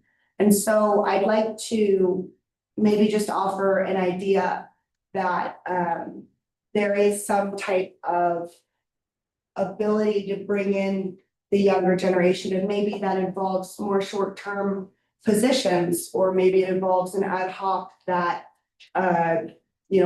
enlightens our generation on maybe we can't make every town meeting, you know, but we'd like to be involved and sometimes you gotta call us to do that. Cheers. We got all these chairs. No, and it's. Can contribute. But I just find that that is something that has continuously been, even in high school, you know, 20 years later. I'm in a position where I still can't technically be involved and give myself to politics. And I think that shows because we miss out on representation. So I'm not sure what that means as far as the future, but I do think it's interesting to say that, you know, we would like to be involved, and it's very clear that we'd like to give our opinions and have a seat. So that's all. Thank you. Thank you both very much. If I could swear in. Yes. Trustee Tarno. Yes. Is it Tarno? Is it Tarno? Tarno. I see it. Yes. Oh, everybody deserving. Hang on, we're gonna move. There's always, this is a picture moment. It is picture moments. Is that, do you need that? Don't worry, it'll be short. It's okay. Yeah, step over just a little bit. You could raise your voice. I, Karen Tarno. I, Karen Turner, Affirm that I will faithfully support affirm that I will faithfully support the Constitution of the United States, the Constitution of the United States, the Constitution and laws the Constitution and laws of the state of Colorado, of the state of Colorado, and the laws of the town of Paonia, and the laws of the town of Peonia, and I will faithfully perform and I will faithfully perform the duties of the office the duties of the office of trustee of the town of Paonia, of trustee of the town of Peonia, to which you have been appointed. to which I have been appointed. Congratulations.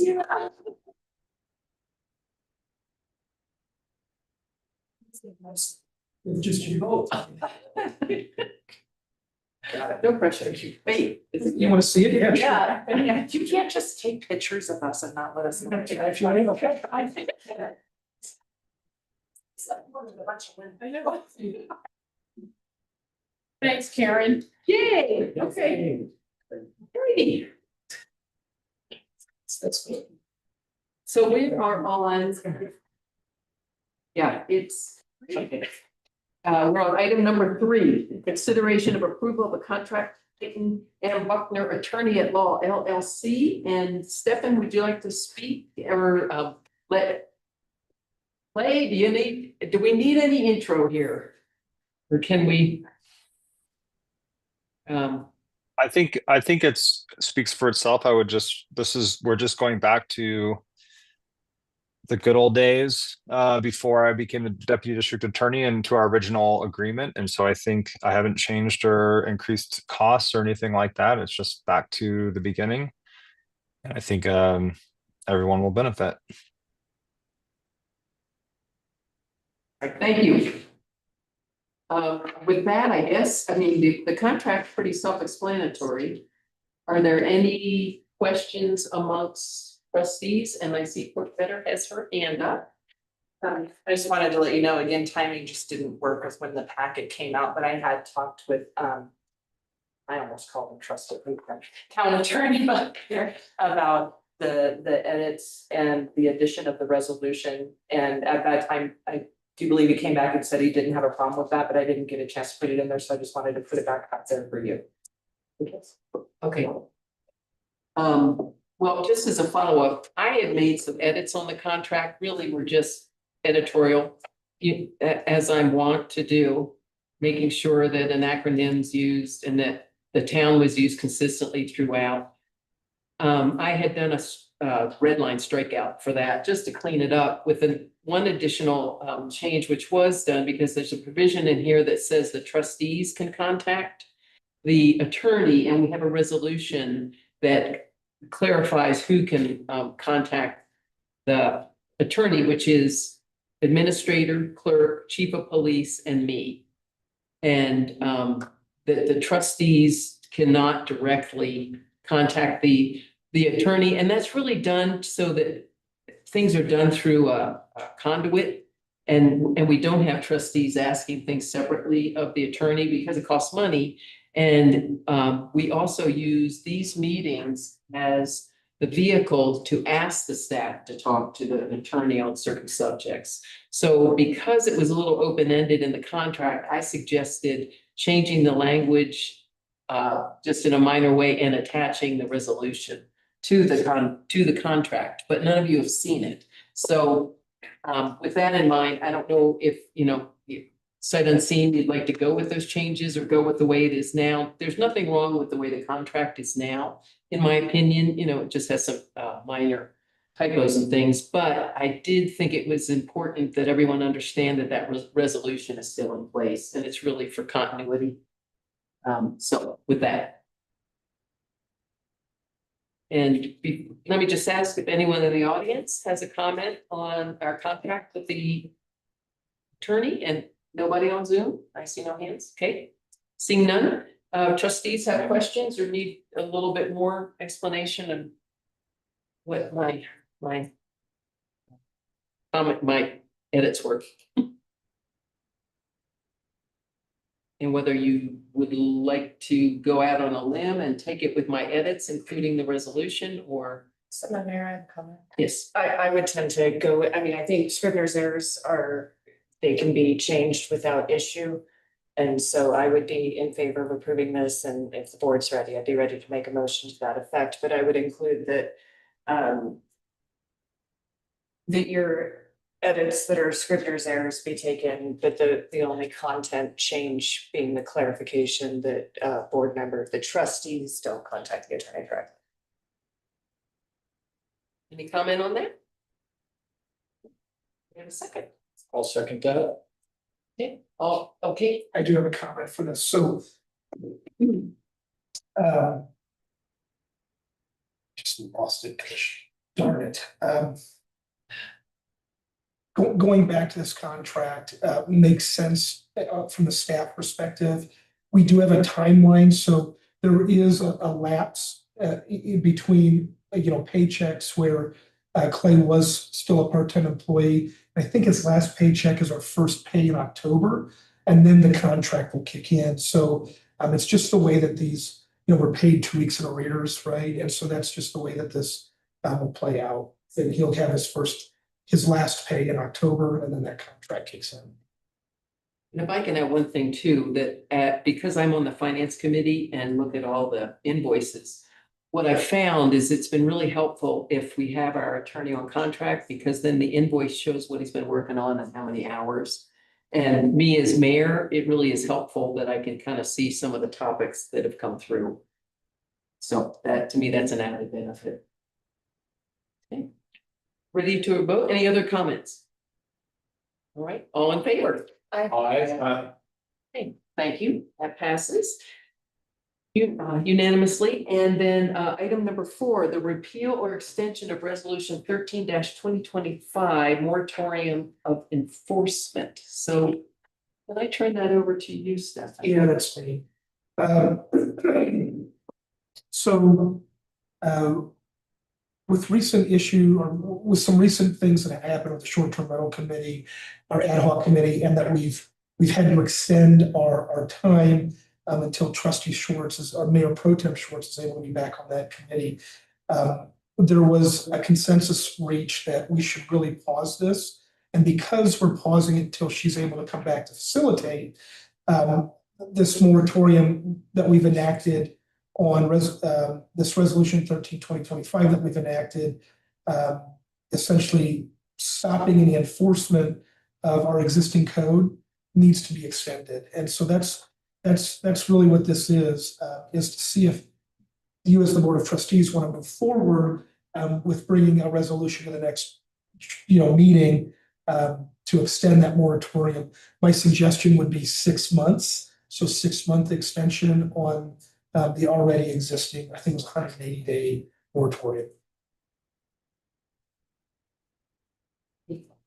Discussion on the request? Seems reasonable to me. Anyone in the audience want to make a comment on this topic? Okay, seeing none. Would someone like to go with the recommended motion? I'll go. I move to direct staff to draft a new resolution extending the temporary moratorium of the enforcement of certain provision of chapter 16 of Paonia Municipal Code as they apply to short-term rentals for an additional 6 months. I'll second. All in favor? I, Okay, I know some of these things are just gonna be like clerical, just process things, but they're needed in order to be legal moving forward. Okay, all right, moving on to item number 5, which is consideration of lowering the cap on marijuana licenses from 3 to 2. What's that? Oh, hang on, okay, hang on 1 second. Yes, Clerk Better. I just wanted to draw your attention to one of the things that was put out for you, and there's a couple in the back, is that Micah Erickson of Valley High LLC submitted a response today. Unfortunately, she couldn't be here tonight. She had something that she couldn't cancel, but she wanted to make sure that she got on the record with you guys on her opinion on this and then the next topic. So I just wanted to make sure you guys saw that. Okay, do you feel like it needs to be read into the record? this is a quasi judicial. Okay, I mean, I'm happy to read it into the record if you want to, but like I said, there are also copies available to the public, so. sorry.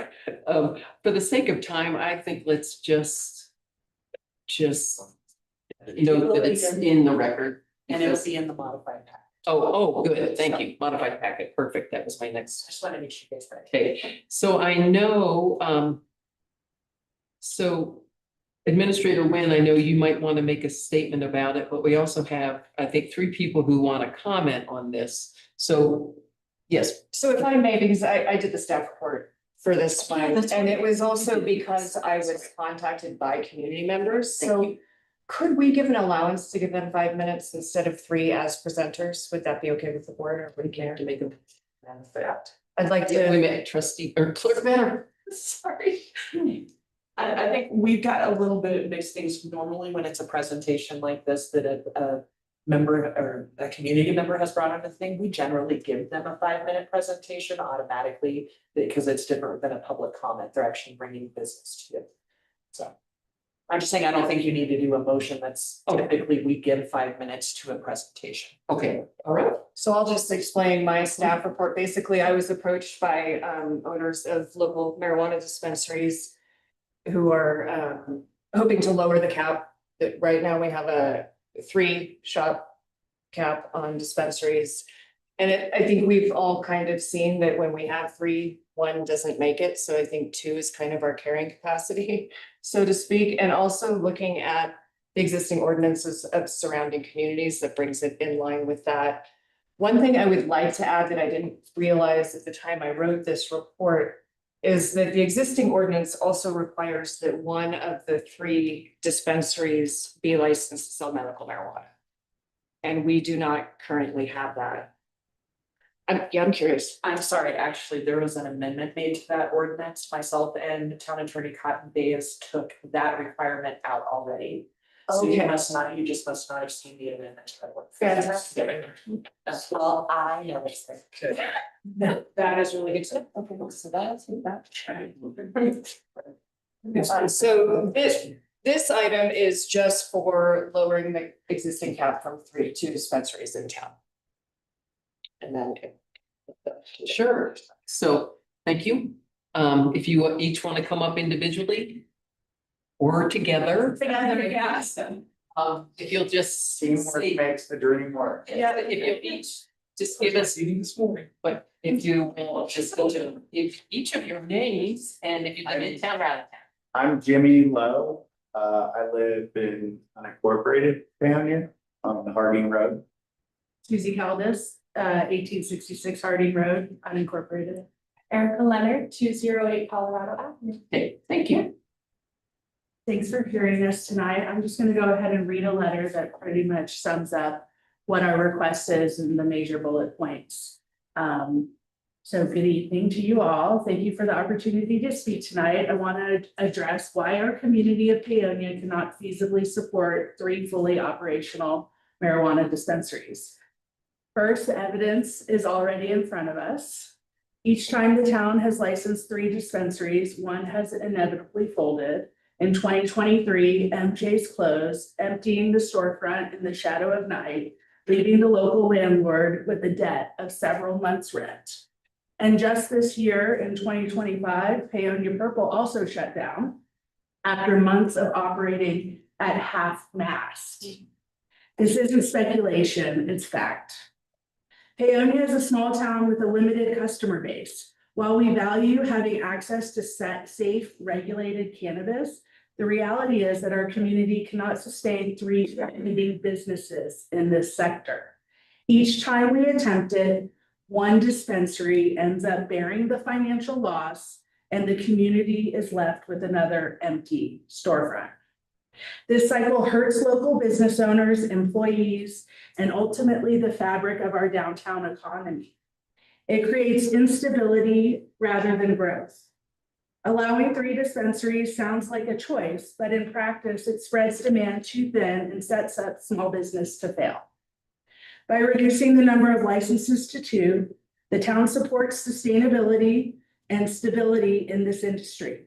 2 dispensaries can meet the community's needs while remaining financially viable, keeping jobs secure, and preventing the pattern of closures we've already seen twice in just 2 years. At its core, the role of government is to protect safety, apply fair rules, and help our community thrive, not to create conditions that lead to repeated business failures. Adjusting the number of licenses to reflect the reality of our market is a responsible and community-minded step. Thank you for considering this adjustment to ensure that our cannabis industry remains healthy, stable, and beneficial to the community as a whole. I would like to also add that, you know, when this was first brought in, we were the first town in the Tri-County area.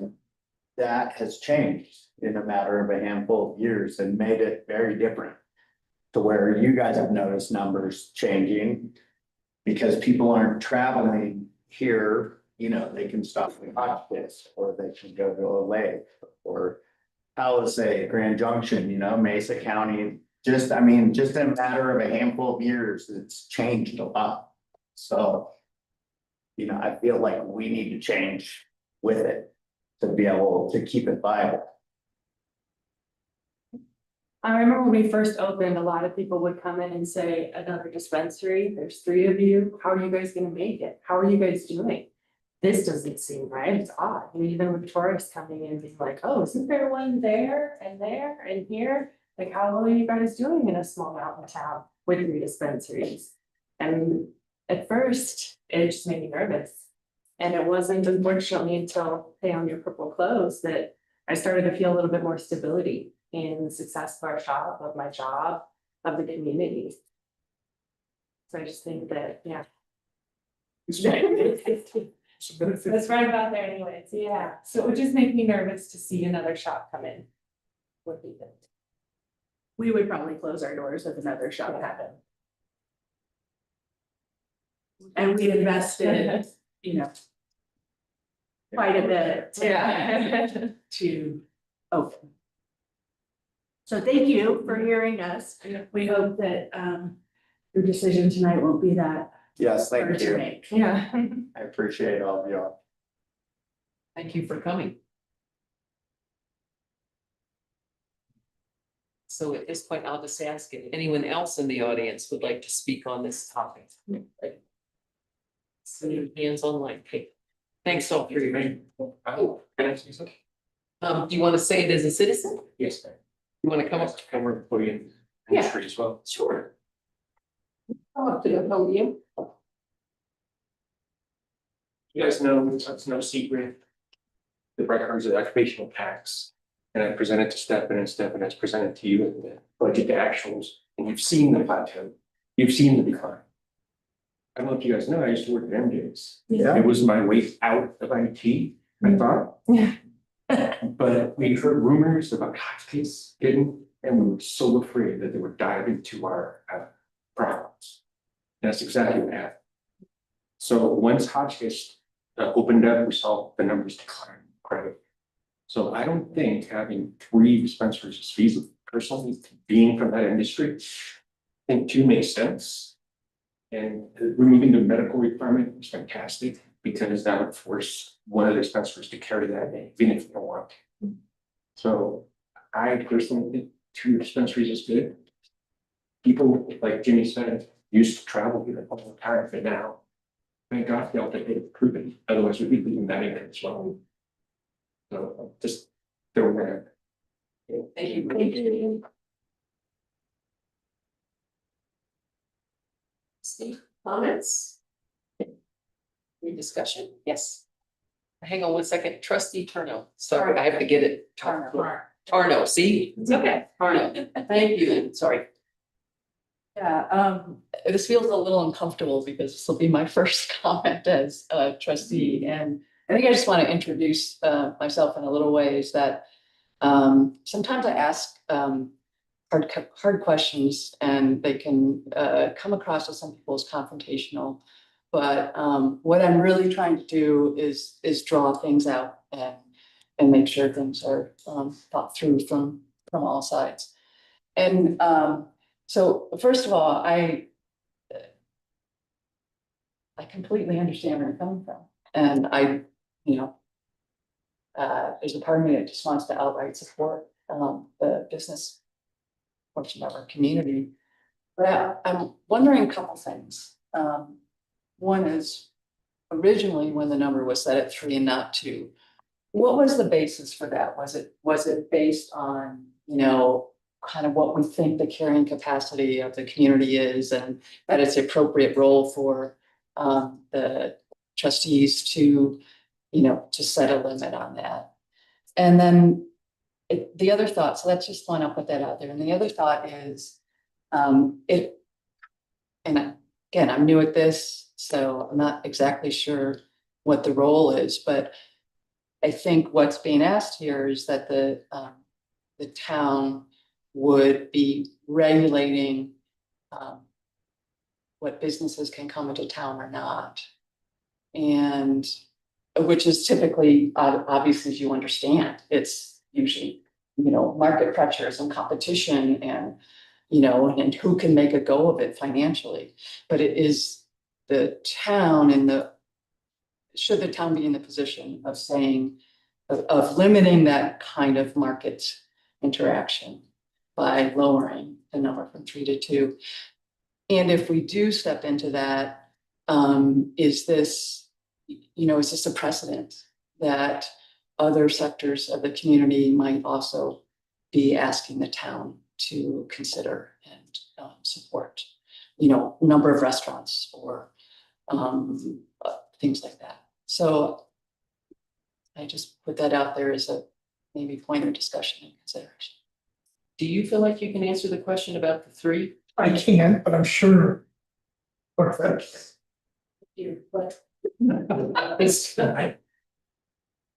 I just as a comment would guess that the 3 people willing are wanting to open businesses, and that's why that number, there were 3.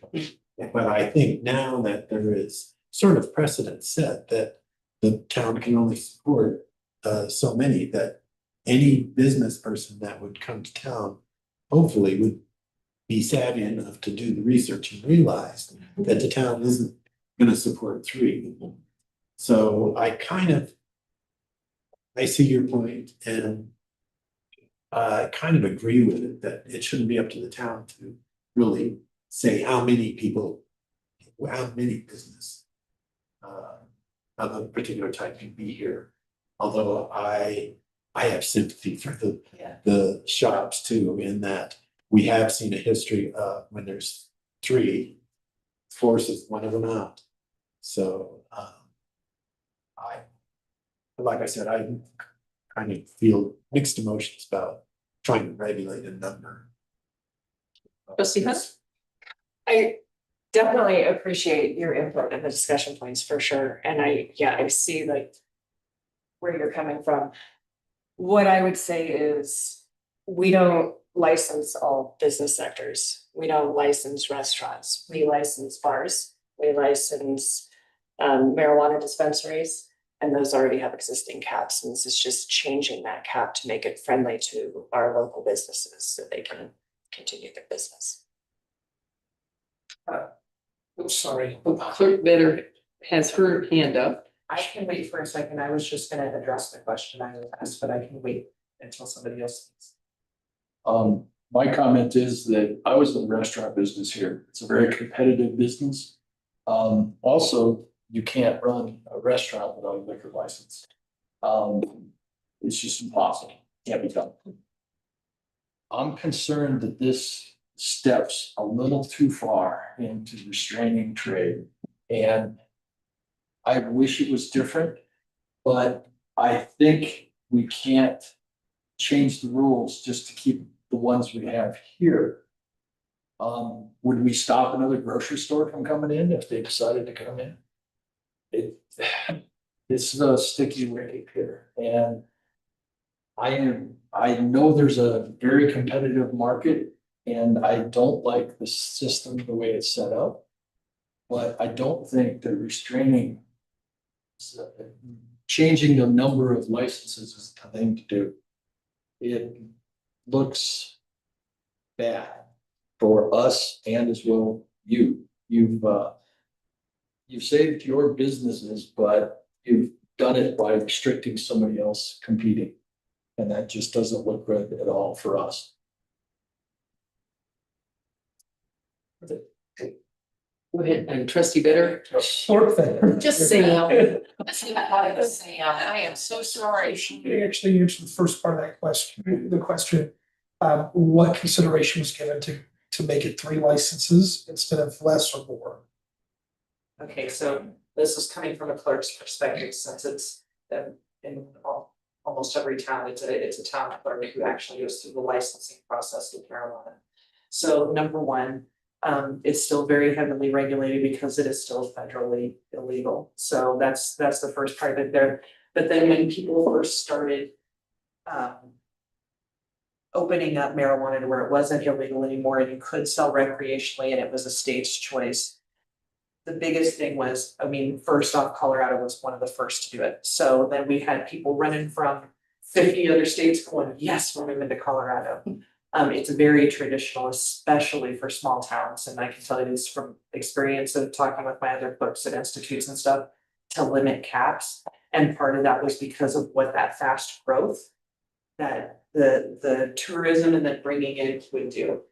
But what we've seen, the trends that we talk about now when we go to things is how that, not only that plateau, but more importantly, what that dive from when everybody wanted to open a marijuana store to which ones can actually stay, cause problems. The big cities usually don't, they don't put caps on their stuff, but they would have people move out in the middle of the night and leave behind hazardous chemicals in buildings. And I mean, just like literally things were disappearing like this.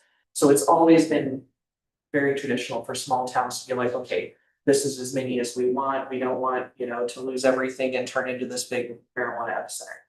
The other reason the Paonia put a big cap on it is because it took 3 times of going to the ballot before retail marijuana passed in Paonia. It was very contentious. And so when it looked like it was finally gonna pass, the best way to keep everybody happy, between the people who didn't want it here and the people who really did want it here, to where everybody could live together, was to put that cap there so it didn't change again. So historically, that's what you're looking at with the caps there. But like I said, you also have to remember they were making that decision at that time on those things capped off. We were one of the few states that legalized it. So there was a lot of interest, and now it's legal almost everywhere. And I mean, we're not even the only one in Delta County that has it. But even if you just look at Cedar Ridge recently, they had a marijuana store open up and almost close out before they even opened. They went through all of their licensing and stuff, and then they were just like, hey, this isn't gonna work. So that's kind of the history behind it and where it's sitting at right now. So your decision after that. So let me ask Trustee Arno. Did that answer your questions? That helped. Ask him happy. It helps, but it wasn't based on, economic, but ability as much as just. When the cap was first put in place, it wasn't based on economic viability, it was to kind of get everybody to stop fighting about it, right? Make it more of a community process. Yeah, and then I had maybe another question related to trustee Hunter's comment, but I think. Yeah, something to say. I don't, yeah. I think Clerk better answered those questions that I don't have an answer to. Just a curious question. This would require an ordinance change. We've already approved one ordinance change. Will they give you a discount for doing 2 ordinances at once? No. Okay. A second part, what we could do is just put a hold on issuing the third thing and just kick the can down the road and wait and review it in a year or so. Or do that. Legal. Yeah. You don't think it would work, Rick? I think it's illegal. Are you suggesting that if somebody came in to want to do a third one? No, I don't think we can, I don't think we can say no unless, and if they meet all the requirements by state law and our ordinance, we really couldn't say no. Because we allow, We can't put a stop on the third. not based on our code. Is that, you couldn't do that? Is that correct? I think that's a town attorney Clay question. Hang on. You guys, the answer was in there, it has to be in the code, so the town, you guys have. Not unlimited, but very. Wide-ranging authority to.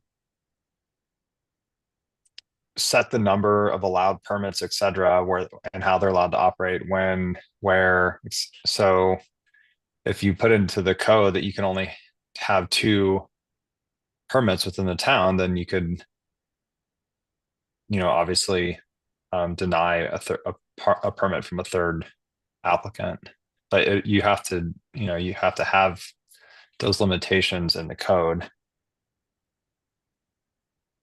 I think, Clay, the issue is right now, there are, our code has many, many requirements somebody has to meet in order to open a store, including state requirements.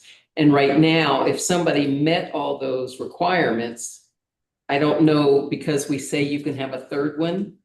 With the town, if an applicant met everything that we required, would the town be able to say no to their third facility when we allow 3? No, I don't think you would. If it depends on, I have to go back and look at exactly how the code is worded, but if it's a separate facility or on the same permit, or if it's a third permit, if it's not limited in the code, then you can't, if you limit it, you'd be facing, possible liability for arbitrary and capricious decision-making. Right. Yes.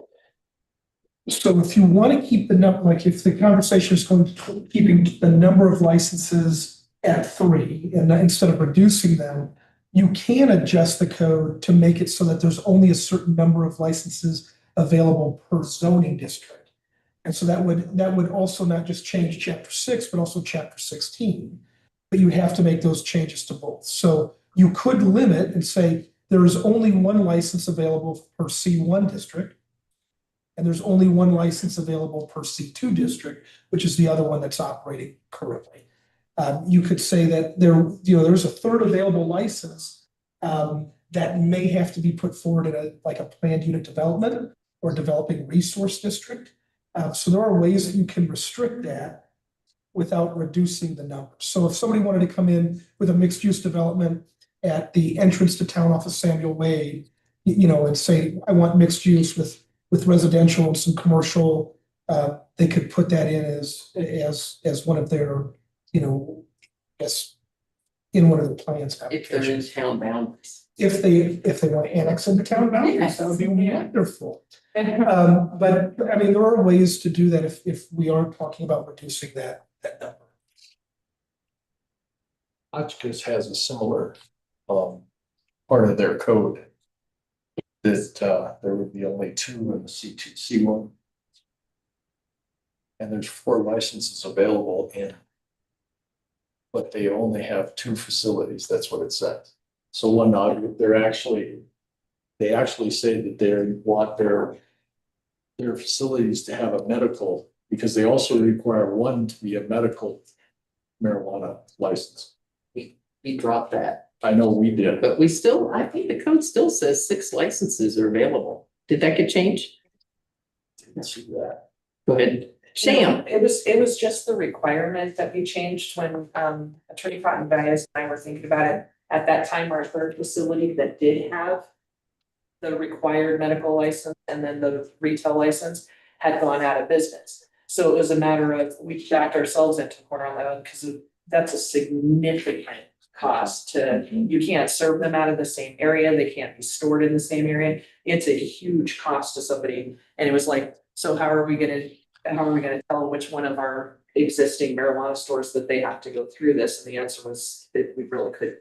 And so that's why we took that requirement out, because it was fine when it all went into play, because they all came up at the first time, it just wasn't. but if the trustees were to approve only 2 facilities, wouldn't that have to be fixed in the ordinance? To say how many licenses were actually available would be 2? Either that, or you could still allow your existing retail marijuana stores to be able to take on a medical marijuana license if they wanted to. So you'd have to Drop it to 4, because right now it's 4, it's now it's 6. 3 retail and 3 medical. Right. So the But- licenses are almost as important as the numbers. But right now, if either one of them were to decide they wanted to have a medical license, it would have to be at one of their facilities, and a new person couldn't come into town and open a whole new facility just with, the medical marijuana. Okay. Just another question on the topic of, these are businesses that the town licenses. These and bars. Which I don't know all the ins and outs of that, but also, I mean, if we did decide to lower it from 3 to 2 here. Again, could we have the bars in to ask the town to put a cap on to restrict competition? Or that's sort of the is there a precedent here that could come back at us? I'd say there's nothing in our code now about numbers of liquor licenses allowed. So Okay, so we the don't code is silent on numbers of liquor licenses, is it? Is it not? Is it not silent? There's no limit. Yeah, our code is silent because it follows what the state says. And the state does have provisions in it such as needs and desires boundary, which is why you get that petition signed by certain people during a public hearing for a liquor license. Or distance requirements from schools and things like that, so. But as of yet, whenever a liquor license has come up for a public hearing, there has not ever been one of the neighboring businesses, even if it's just down the street, that's come down and said, no, so it's gonna cut into my sales. They could ask, but it's also nothing that the town has ever done. So whereas this is just, we started out with one thing and they're asking you to lower it based on the current things. So, I mean, yeah, they could always come and ask, but that doesn't mean you would have to do that. Because there's nothing in the code that has a cap on liquor licenses. So this is a unique situation in that it's licensed, the town has an explicit cap. If we decided to make a change to that, it's not a situation that's gonna come back at us from other corners. Say not based on our current code.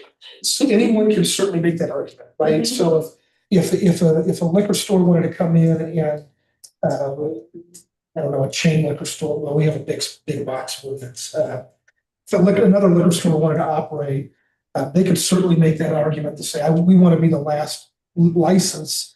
Can you reduce that cap? It would be up to you to determine if that were prudent and wise, right, to make that decision. Or to even see if that argument has any merit based on this already has a cap. It's already codified as having a cap, whereas the liquor license doesn't. So anybody can try to make that argument, and then it would be up to you through that quasi judicial process and through staff reports to give you the, the information you need to make a decision. Trustee Hunter, sorry. I take this time to also say, I have second Clay's previous emails where he says we really need business licensing. Yes. I was just gonna say, yeah, so Sam's definitely the most knowledgeable because she handles the liquor licensing and the marijuana dispensary licensing. We as a town don't even do business license. And the only thing that I'm aware of that we have a cap on is the marijuana dispensaries. I'm confused about the licenses between recreational and medical. We have 6 licenses available, 3 for recreational and 3 for medical. She's got to answer that one because that's. And that is just real confusing to me. And the other part of that was, didn't we just change that? That they could be in the same, that is combined license for recreational and medical? So what we changed in that ordinance is the original ordinance had a requirement that out of the 3 retail marijuana facilities we had in town, one of them had to have a medical license. But what a lot of people don't realize if they're not in the industry or do licensing is that involves, like I said, you can't store medical and you can't advertise them close together, you can't come in and out the same doors. I mean, it's a big expense. That's one of the reasons why it took MJ so long to open, is because of all of that, but, so yeah. But I've noticed, and actually your industry people are gonna give you a better answer to this, I can only go off of what I've learned from the MEDA classes. But I know a lot of their medical licenses have gone down because they're also very expensive, and once retail marijuana became legal, what I understand is a little bit more cost effective too, so most people would just rather go to a dispensary and what it is that they're wanting to do instead of going through the whole thing for medical marijuana. But they're honestly gonna have a better answer for that because this is their job. I don't think we need an answer, honestly, because we already said that we don't require a medical marijuana store. So I feel like, to me, the red herring is that there's 6 licenses still in the code that needs to be revised. I'd like to go ahead and make a motion to Thank see you. who sticks. Okay, so I move to direct staff to prepare an ordinance changing the cap on marijuana dispensaries to read that there will be 2 recreational facilities and up to 4 medical facilities allowed. Keeping the cap at 6. You're, let's have a comment on that before it's seconded. So right now, we took out that medical The is requirement. required. Right, and I'm not trying to change that at all. But what I'm saying is changing the cap. I don't wanna do anything to the requirement. I don't wanna require a medical license. But what I wanna say is we still have a cap of 6 facilities, 2 of which could be recreational, 4 of which could be medical. Should somebody choose to come in and open a medical facility dispensary. I just got the amended ordinance, Sandra sent it to me earlier. I think the confusion lies with, there are 6 total licenses, but not more than 3 total locations. So there's. Let me just pull that back and go with my original. Okay. I move to direct staff to prepare an ordinance lowering the cap on marijuana dispensaries from 3 to 2. Just a quick comment, it was a 2-part request, they want the $5 fee. That's next. That's another whole nother Separate agenda discussion. item. That's another one? Yes. Okay. Okay, so, I don't have a second. So the motion was made. and do we have a second? Okay. I'll second that, I'm sorry. Any further discussion before we ask for a vote? Okay, all in favor? Aye. All, those opposed? Madam Mayor, can I have a roll call, please? Yes. Actually, I could say nay. Okay, she's gonna call all names and everybody can give their choice.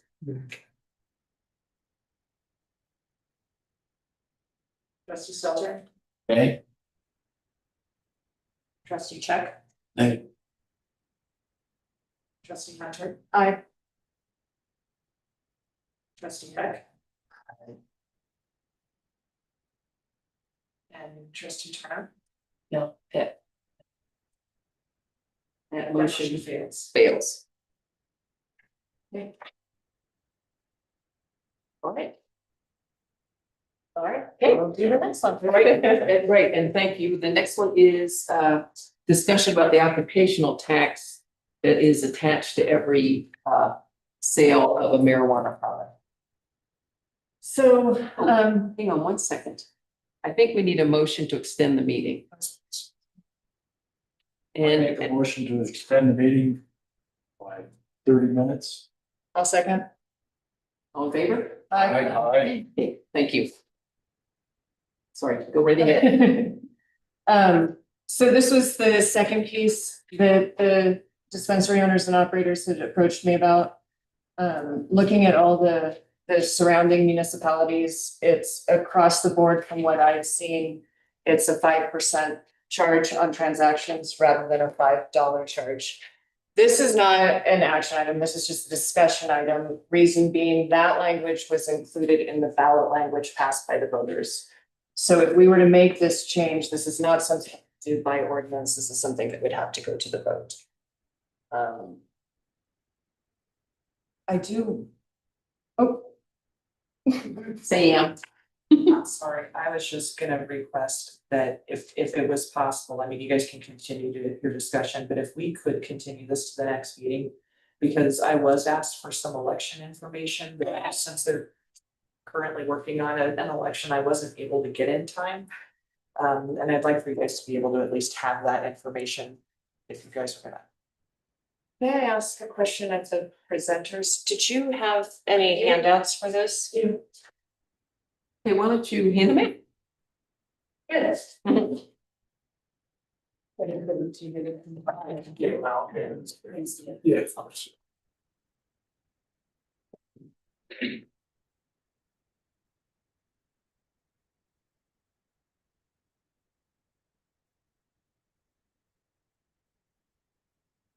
So I think this would need to be added to the updated packet. Thank you.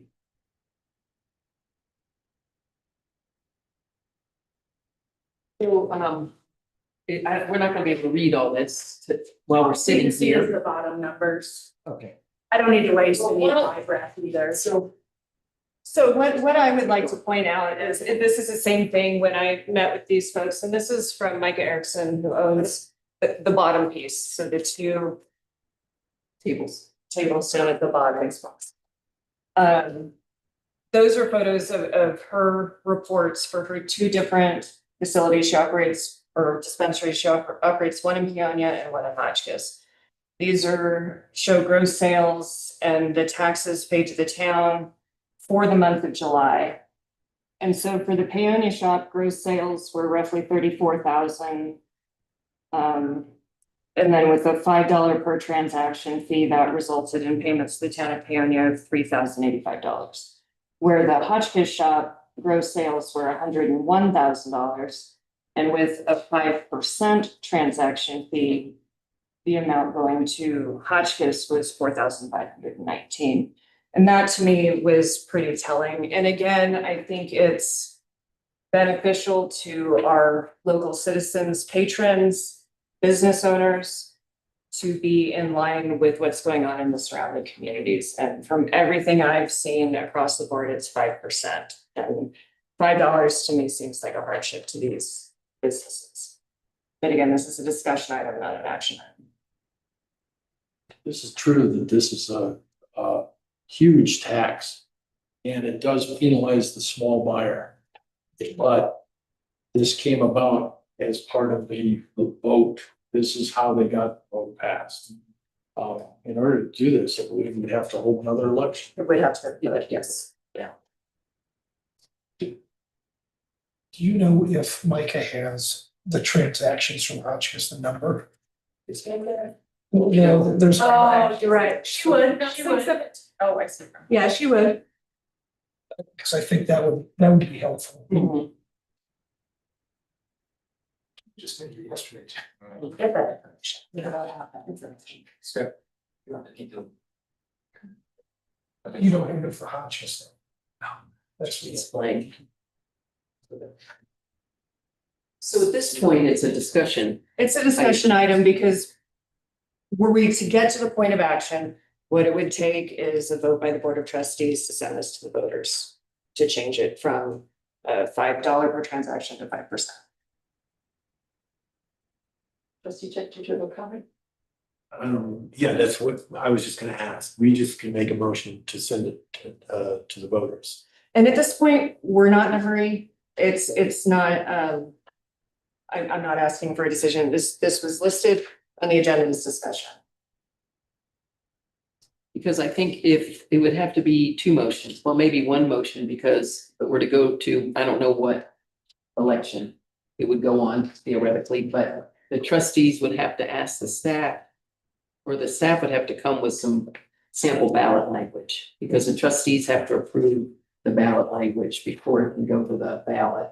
And I don't know what's happening with November, except I just got my blue book in the mail, so it's done. So we'd be looking at, And it would also be considered a Tabor issue, so there would actually be more involved with it. What I was waiting on finding out is whether or not it could go on the April ballot with it being a Tabor issue, which does cost a little bit more money.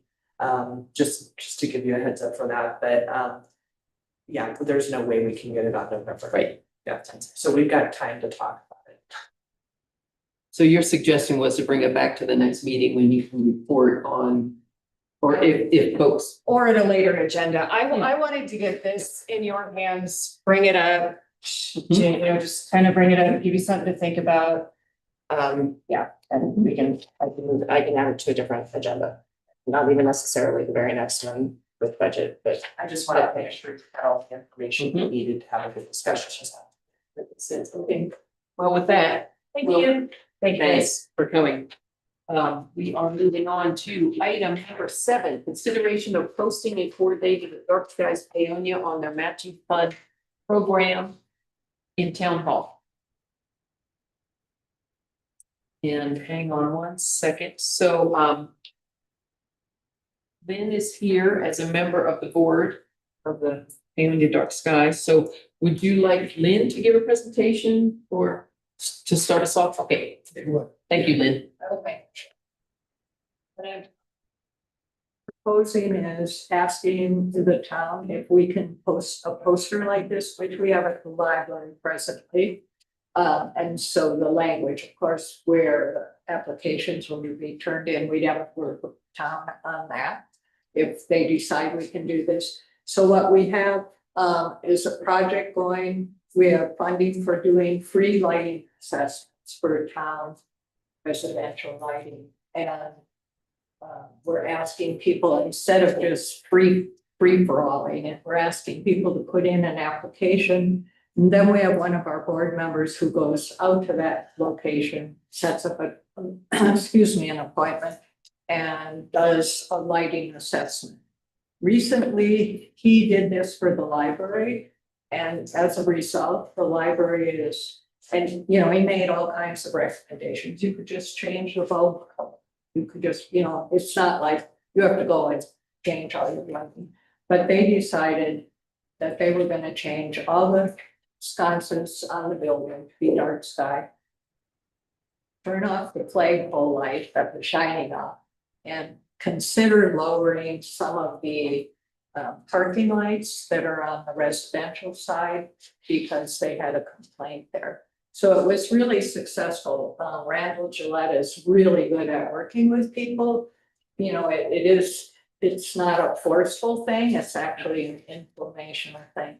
Our feeling is that, I know we have until 2032 for people to change this lighting, but our concern is that day comes and people are like, why do we have to do this? Because a lot of people really don't know about the ordinance. So it would be one way to create kind of an educational component, or neighbors can say, hey, these, dark skies doing this assessment. And then if they need to change the fixture, there's a cost involved. We do right now offer a cost share program. So Am I done? So anyway, we're just asking if we can post a poster similar to this with and application forms at the town. And we're also going to do, and I think I included a postcard in the packet. We wanted to do a campaign where we kind of walked the streets and we said, you know, these lights are the ones that really need to be changed.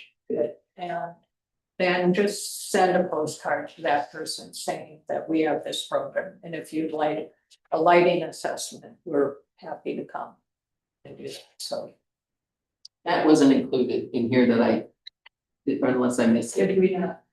Page 163.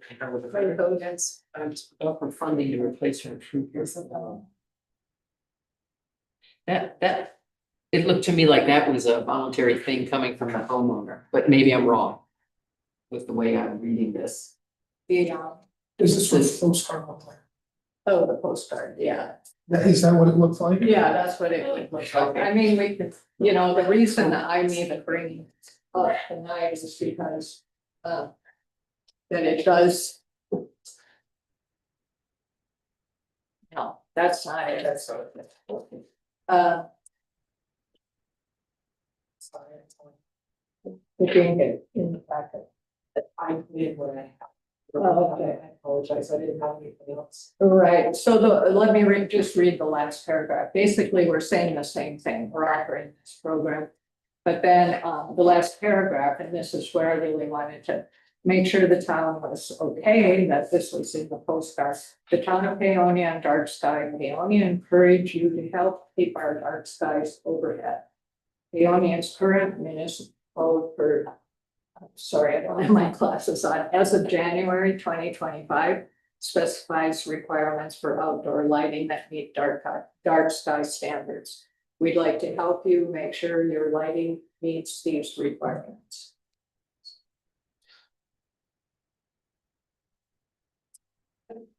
Did that paragraph, did that state the 2032 date for? No, we could add that in there. You know, that the ordinance. So for existing lighting 2032, they have until that amount of time to change their lighting. And one of our board members just really gave this to me yesterday. And I did say, I think we need to include that. If people have that option. But this, you know, the funding is only available, and we do say that in this postcard for, you know, a first come, first serve, and when it runs out, we're not really able to help people at that. Did you have some comments you wanted to make? I maybe discuss Kiko? Yeah, so I do have a few. We as staff really like that there is funding available to help with, you know, one, that there'll be a free assessment is offered, and that there's funding available to help people come into compliance before 2032. We like that. The process that we envision is we've built this page for code violations, and it's so that we can start tracking some things. And one of the types is lighting. And so a complaint can be made through this website that then goes through an entire process. But one of the things that we can do, if there's a lighting complaint for an existing for an existing fixture, is that we would say, okay, this has come in, and as part of the notice of violation or you know, the request that they bring this lighting compliance by 2032, that we would include the postcard from Dark Skies Paonia to say, hey, look, these are some resources available to help you come into compliance, including a free assessment, you know, similar to that postcard. Our issue is that as staff, we don't have a codified board. Dark Skies Paonia is its own nonprofit, and to have something go out as part of a code compliance thing really needs to have that be able to be backed up by our code and law. And so for that to happen, to go through this existing process would be really helpful. We want to partner with Dark Skies Paonia, but we really think that that needs to come out from the town itself. And the other question that was brought up was, can Dark Skies Paonia put up this poster? For projects, for programs that the town sponsors directly, we allow for that. This is kind of, it's in a gray area of, do we sponsor it? Is it a nonprofit? And I can't make that decision if we post it in, in town hall. That would come from you, staff. I think we're all supportive of that, to post it, but we needed that to come from you as trustees. Because it's not like where we are sponsoring the Harvest Festival with a sponsorship in lieu of fees, right? That we can post because our logo's on it. It's something that we're doing is helping to sponsor that. This is a little bit different. It's in a gray area, and we really want your approval to be able to post that poster. But we also want to be able to take that postcard and that letter and add it to our code enforcement process to kind of lessen the hurt. One of the other things that we found was that it dawned on me after a planning commission meeting where I was talking with Lynn that we won't see a building permit application for anything electrical. So even new fixtures that somebody might be wanting to replace, by our code, they have to make them dark skies compliant. But we're not going to see that building permit application because it's a state level permit. It goes to the state for an electrical inspector to come out to do that inspection. So I think some of us have been working to try to get that ahead and try to get that to the state. So that there's something that flags that says, hey, there is this local ordinance that you also have to follow so that we are made aware of it. And I think you guys have been working on that, right? Yeah, I haven't heard back from Dory yet, but. So because I know, Sam, folks got to hear you. So that there is some things that are, she had said that they have reached out to Dora, but Dora has yet to respond. And that's the Department of Regulatory Affairs. So thank you. Yeah. Not the Explorer. No, not the Explorer. This is that state regulatory agency that would see an electrical permit or a plumbing permit and be able to flag it to say there is a local ordinance you also have to. Because already, there's 3 locations, 2 new building sites and 1 replacement, pretty egregious replacement. And, now they're out of compliance. And so how do you enforce that? And when the people went to the building inspector, he said, I don't know anything about this. So, we're trying to put out some fires as they happen or before they happen and not have people so irritated about having to make changes when they've already spent money. So This is why business licenses for contractors and of all kinds would be a great idea. Are you a 501c3? Yes. So could you be accepting donations to help with your 50/50 program? we are, Okay, I think it might be good to put that out on your posters. because it does think, Oh, that we're a 501c. Yeah, and don't get, yeah, but I think it'd be really important for people to know that they could donate to this effort. Oh, okay, that's a good point. Yeah, we received a specific donation, a very generous one, for light replacement. So we're like, okay, how do we do this? And how do we work with the town? And then how do we get people to know, that this is, a pretty sweet deal that's available. and so the way I envision this is we are, the town is responsible for enforcement. That's our role, right? And then as far as figuring out who to give money to by a grant, that is the role of the nonprofit. And so we would include those resources in our code enforcement action and then have Dark Skies Peonia take it from there for funding. I don't want to manage another grant, but So. So it seems like the question is, do the trustees support the idea of putting this information in town hall? Is that the crux of it? Yeah, that's what the request is. And having forms on the desk for people to pick up. and referencing it in code enforcement correspondence. Right. We don't want to push out their information on a code enforcement letter right now. But in the future, that needs to be attached. Can I ask, when you do code enforcement outreach, is it by by paper letter or email?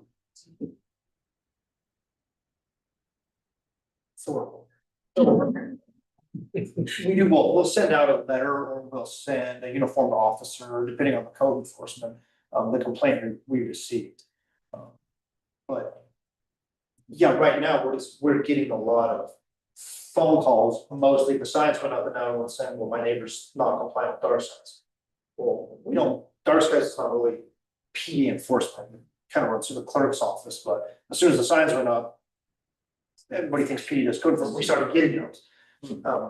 But after we've talked it through, it just makes sense, they have a resource, there's this impasse right now between us being able to link them to that resource officially through any of our correspondence.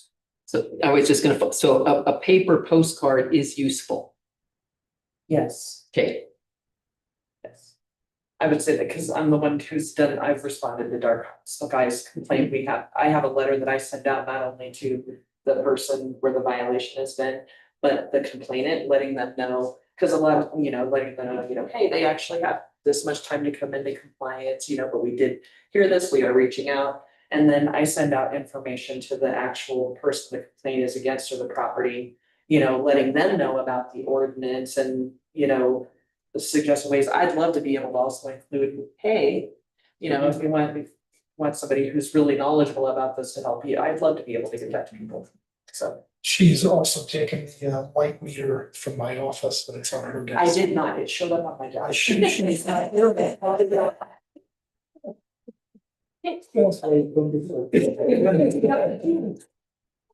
I just also want to add that, Dark Sky wants to make it really clear that we would not be doing any replace. We would be making recommendations and then, giving resources for electricians. And then once the light is replaced and we could see that, then we could do matching funds or if need is greater, full funding. So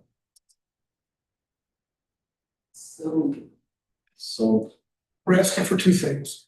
Be able to put up the Dark Skies poster in town hall, and then to also be able to send out a postcard with available resources linking to Dark Skies for any kind of enforcement actions. any other comments? Questions? Sending out postcards or making them available? We would send it to enforcement actions. I'd like to make a motion that we go ahead and sponsor the poster in the front door and send out postcards with the enforcement letters. Does it have to say front door? I mean, I don't know where you. Okay. Second. And would include the application forms. Okay. Sorry. All in favor? Aye. Okay, that motion passes. Next is consideration of adding a standing agenda item for the short-term rental committee requests, but we just need a standing agenda item for STR committee. Correct. Right, okay. Didn't we do that last Oh, we meeting? did that. So I think this is the standing agenda item. Oh. So. And you guys had to request to put it on, so this would be actually adding the standing agenda item, maybe with the caveat once it starts meeting again. Just to save you guys some gray hair. And that's as opposed to a trustee report. Yes. Okay. Somebody like to make a motion to that effect? I move that we add a standing agenda item for the STR committee. As needed once the ad hoc committee resumes meeting. I'll second that. All in favor? Aye. Okay. Next is an update on the tree board by trustee Heck. Okay, yeah, my notes is in here. And also, we put in here a memorandum that Administrator Nguyen had sent to the tree board, which was on their agenda for the meeting that was last.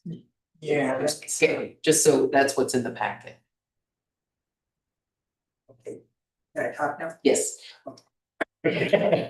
Yeah, the memorandum's what started the whole thing. They took it as an insult. And the meeting got a little out of hand. Needed Sam there to keep them in line. The meeting was totally illegal. But it kind of I've been to them before. It's when farmers get upset about something and they just sit and bitch, and they finally worked it out of their system. And I think they're gonna make an effort to comply. Most everybody on that board, everybody's on that board, I think it's from country. When you say- There's one person What do you mean by country? far outside of town. Outside of town, okay. Okay, it's kind of precursor of what's gonna happen when we start talking about water. Now, they're patient. But anyway. I think everything's fine. There's a lot of talent on that. And there's an arborist and everything. One thing we might want to consider down the road, they ran a list of all the suggestions we've ignored. Some of them were quite illegal, I'm pretty sure. And one that sort of grabbed me was the town should hire an arborist. Now, if we hired an arborist, we wouldn't need a tree board, but the compromise would be hire an arborist that had to deal with the tree board. There's a lot of good resources there. You know, I mean, that's just my takeaway from it. And the two people they went after the most was Stefan and me. And kind of hard to tell which one they went after the most. I was right there. Well, they weren't happy with me either. Yes, they only mentioned you once. They thought I sent you as a spy. They thought I sent you as a spy to the tree board. It was liaison. It was, yeah, it's. Can I talk about the memo that was submitted? And Sam has her hand up too. Okay. Okay, about my opinion of the menu was, it was pretty direct and pretty straight. They're just not used to handling something like that. It was pretty specific. Right, so I've already met with the tree board, a couple of the tree board leadership twice this year already, where they had the same question. The question was, you know, how do they get money, right? And what is their role? And I explained to them, you're an advisory board to myself, the board of trustees. And as far as money is concerned, where the tree board has existed in the past, there has been no financial management or procurement policy until we implemented it late last year, right? And so that established limits. I put into place a process for them to go about accessing that money and said that your point of contact is our public works director. You know, because that tree trimming in a right of way wholly resides within the public works department, especially as it relates to truck routes and maintaining, good tree canopy so that trucks can get through, or safe pathways to school. Make sure that sidewalks don't have overgrowth, into the sidewalks.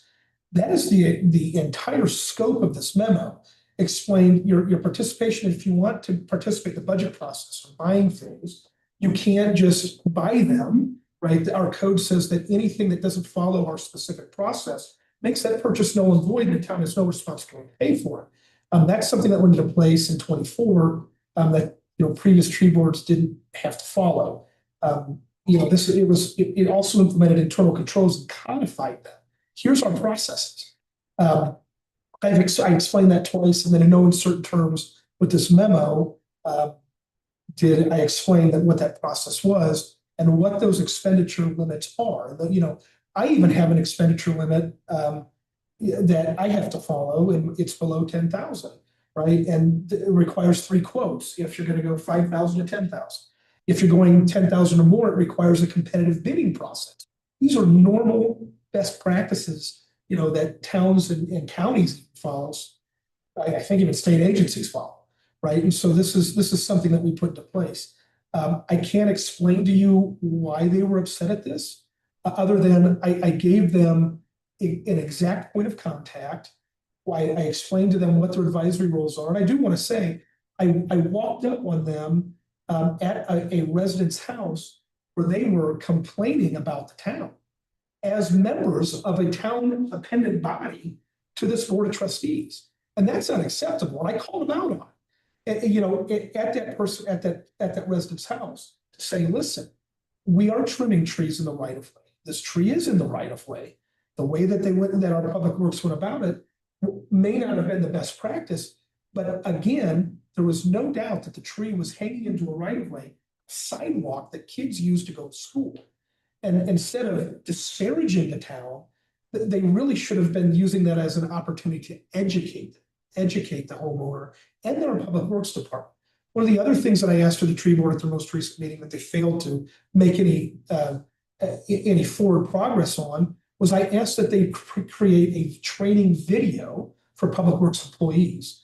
We do have an arborist on that board, and he is phenomenal. He did a small training with public works employees, but it wasn't. Number one, there were way too many board members there, and it caused a problem because there was an arborist who was giving specific instruction how to trim, but every other board member was also giving their input that was contradictory to that arborist who's also a tree board member. And so I asked for them to make a video. The response during that meeting was, we'll find some YouTube videos for you to do instead of something that's specific. If it works for public works, okay, but I mean, we, as the advisory board, I asked them to advise us and they refused during that meeting. So. If I can add just to the video, I listened to the meeting today. And they pretty much said they feel like there are plenty of really professional videos out there. They don't need to make a video. And that they could offer up, suggest a video that the staff could look at, which I think seems reasonable. Because it takes time to make a video and amateurs don't always do such a great video. So if it's a professional video, I think that's good. But the other thing I wanted to bring up after watching the meeting and looking at their agenda, they're upset because they have 3 questions they feel like they would like to have answered. And they were on their agenda. And it was, how does the town administration, mayor, and trustees value our public trees, urban forests? What are the expectations for maintaining the Paonia urban forests? Understanding we are advisory in nature, as outlined in the memorandum, what specifically do the mayor and trustees want from us? So it feels to me like even though we have 2 different sets of code. We have the tree board code, and then there's also code in chapter 7. Article 5 specifically towards trees, and it has several provisions in there of where the tree board should come into play. But my reading of all this is it's really confusing, and they created a website which is very nice. I was looking at that as well, but our code contradicts trees that are approved and trees that aren't. So I feel like it's time to take a look at our code, see what in here works and what doesn't, and really decide, it seems to me the tree board has to rely on public works. Public works is going to be the busiest in 2026 than they've ever been, ever, with all the projects we have.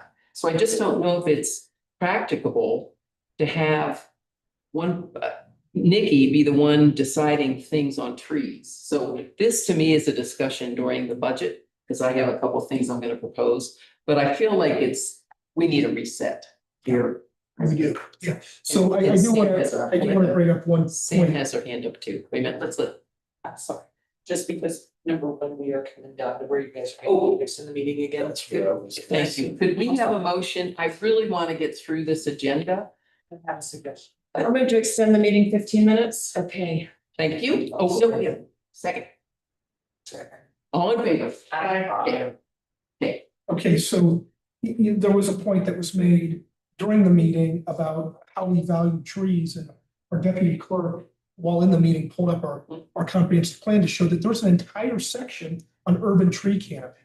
And we had asked that advisory board to review those sections as the planning commission while we were going through it.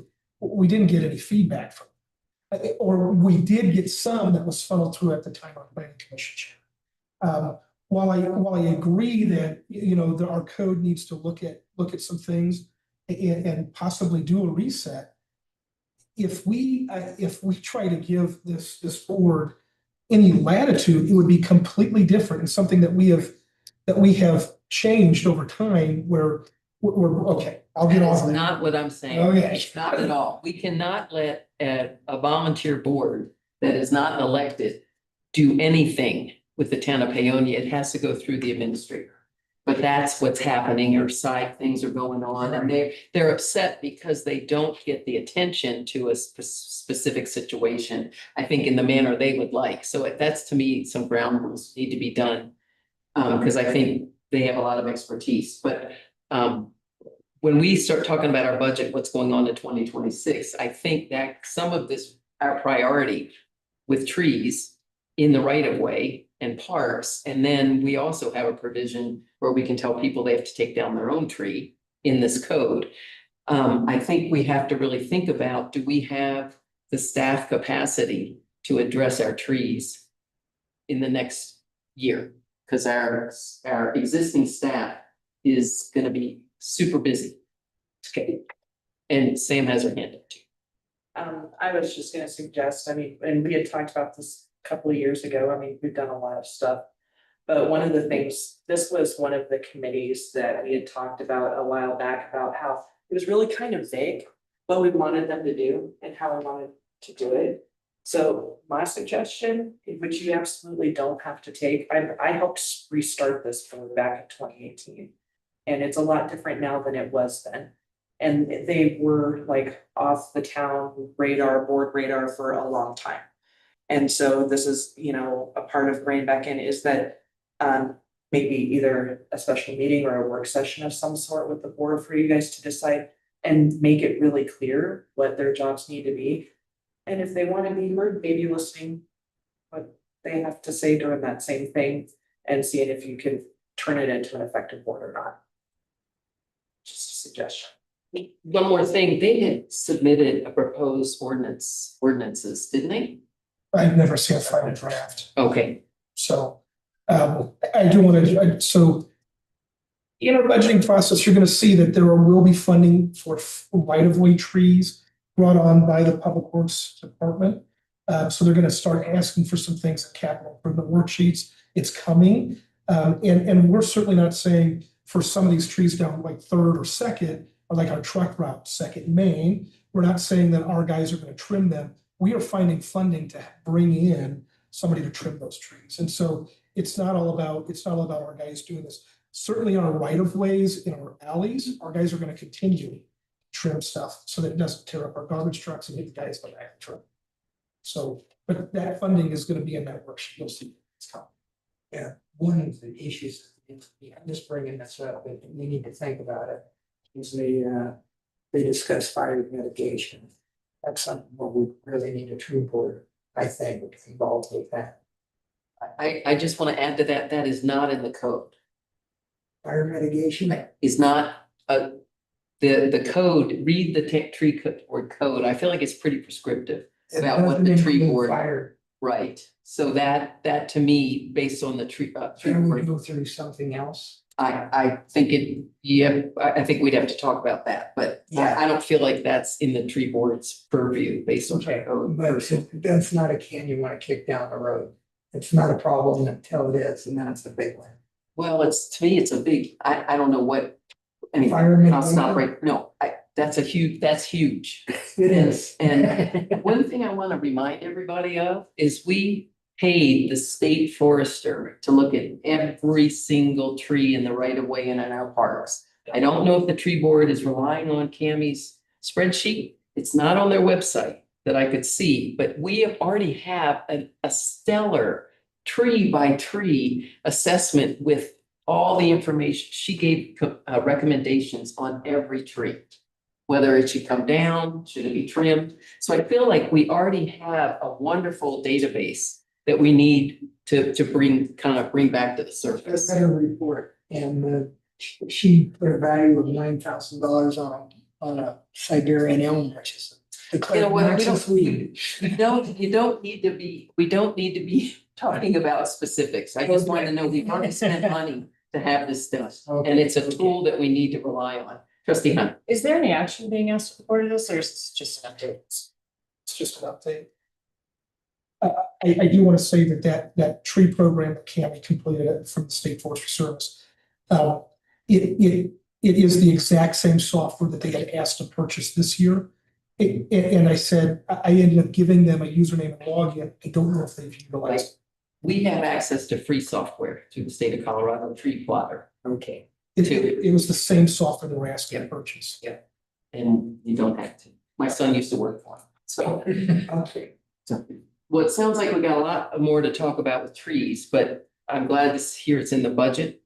Because we're not gonna solve this right away. It's not, it's proposed, right, so we can at least do a focus. All right, consideration of suspending Bayonne Municipal Code 8-2-10 to 8-2-8. Yeah, so this is gonna be really simple, even though the background is pretty long. There is an existing code as it relates to our model traffic code and golf carts, but also what they call non-licensed. Essentially, it's powered wheelchairs. And so we have a very discriminatory provision of code that needs to be suspended until we can change it. But because to require a permit for somebody in a powered wheelchair is the craziest thing I've ever heard, but it is in our code right now. This only came about because somebody asked about getting a permit for a golf cart. And as we were reviewing it, I went, oh my God, don't show my wife. Because what this does is it essentially discriminates against somebody in a powered wheelchair. And it's been on our books since 2000.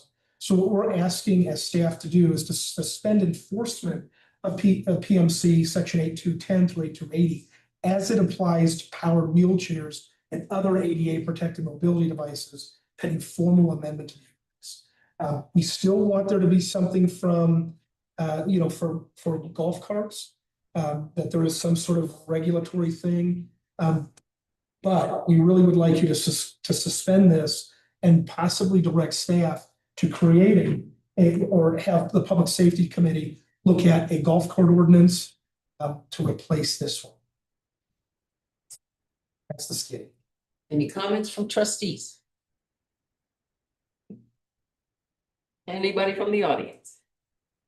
Okay, somebody ready to make a motion? I will. I move to suspend enforcement of PMC 8-2-10 through 8-2-80 as applied to powered wheelchairs and other ADA protected mobility devices pending formal amendment of the ordinance by having staff bring us an amendment to the ordinance. Does that work? Second, I'll second.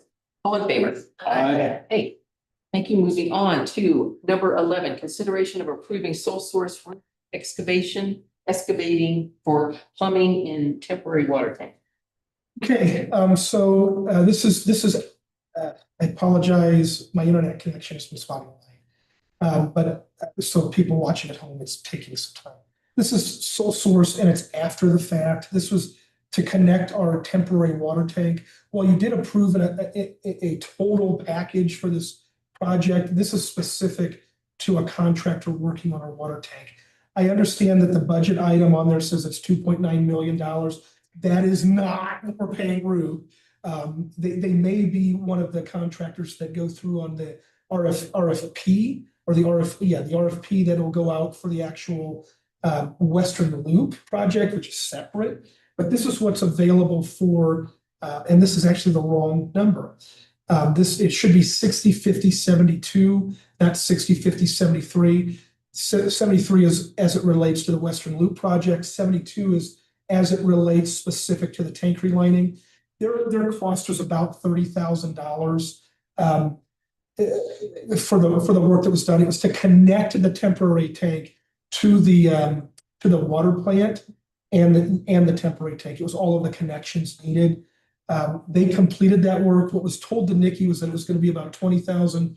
It was all said and done because of the things that they didn't know. It was closer to 30.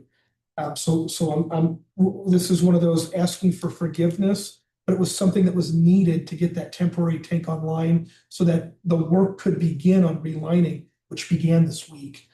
So this is an exception that we're asking for. It is not the way that we typically bring things, but we need it.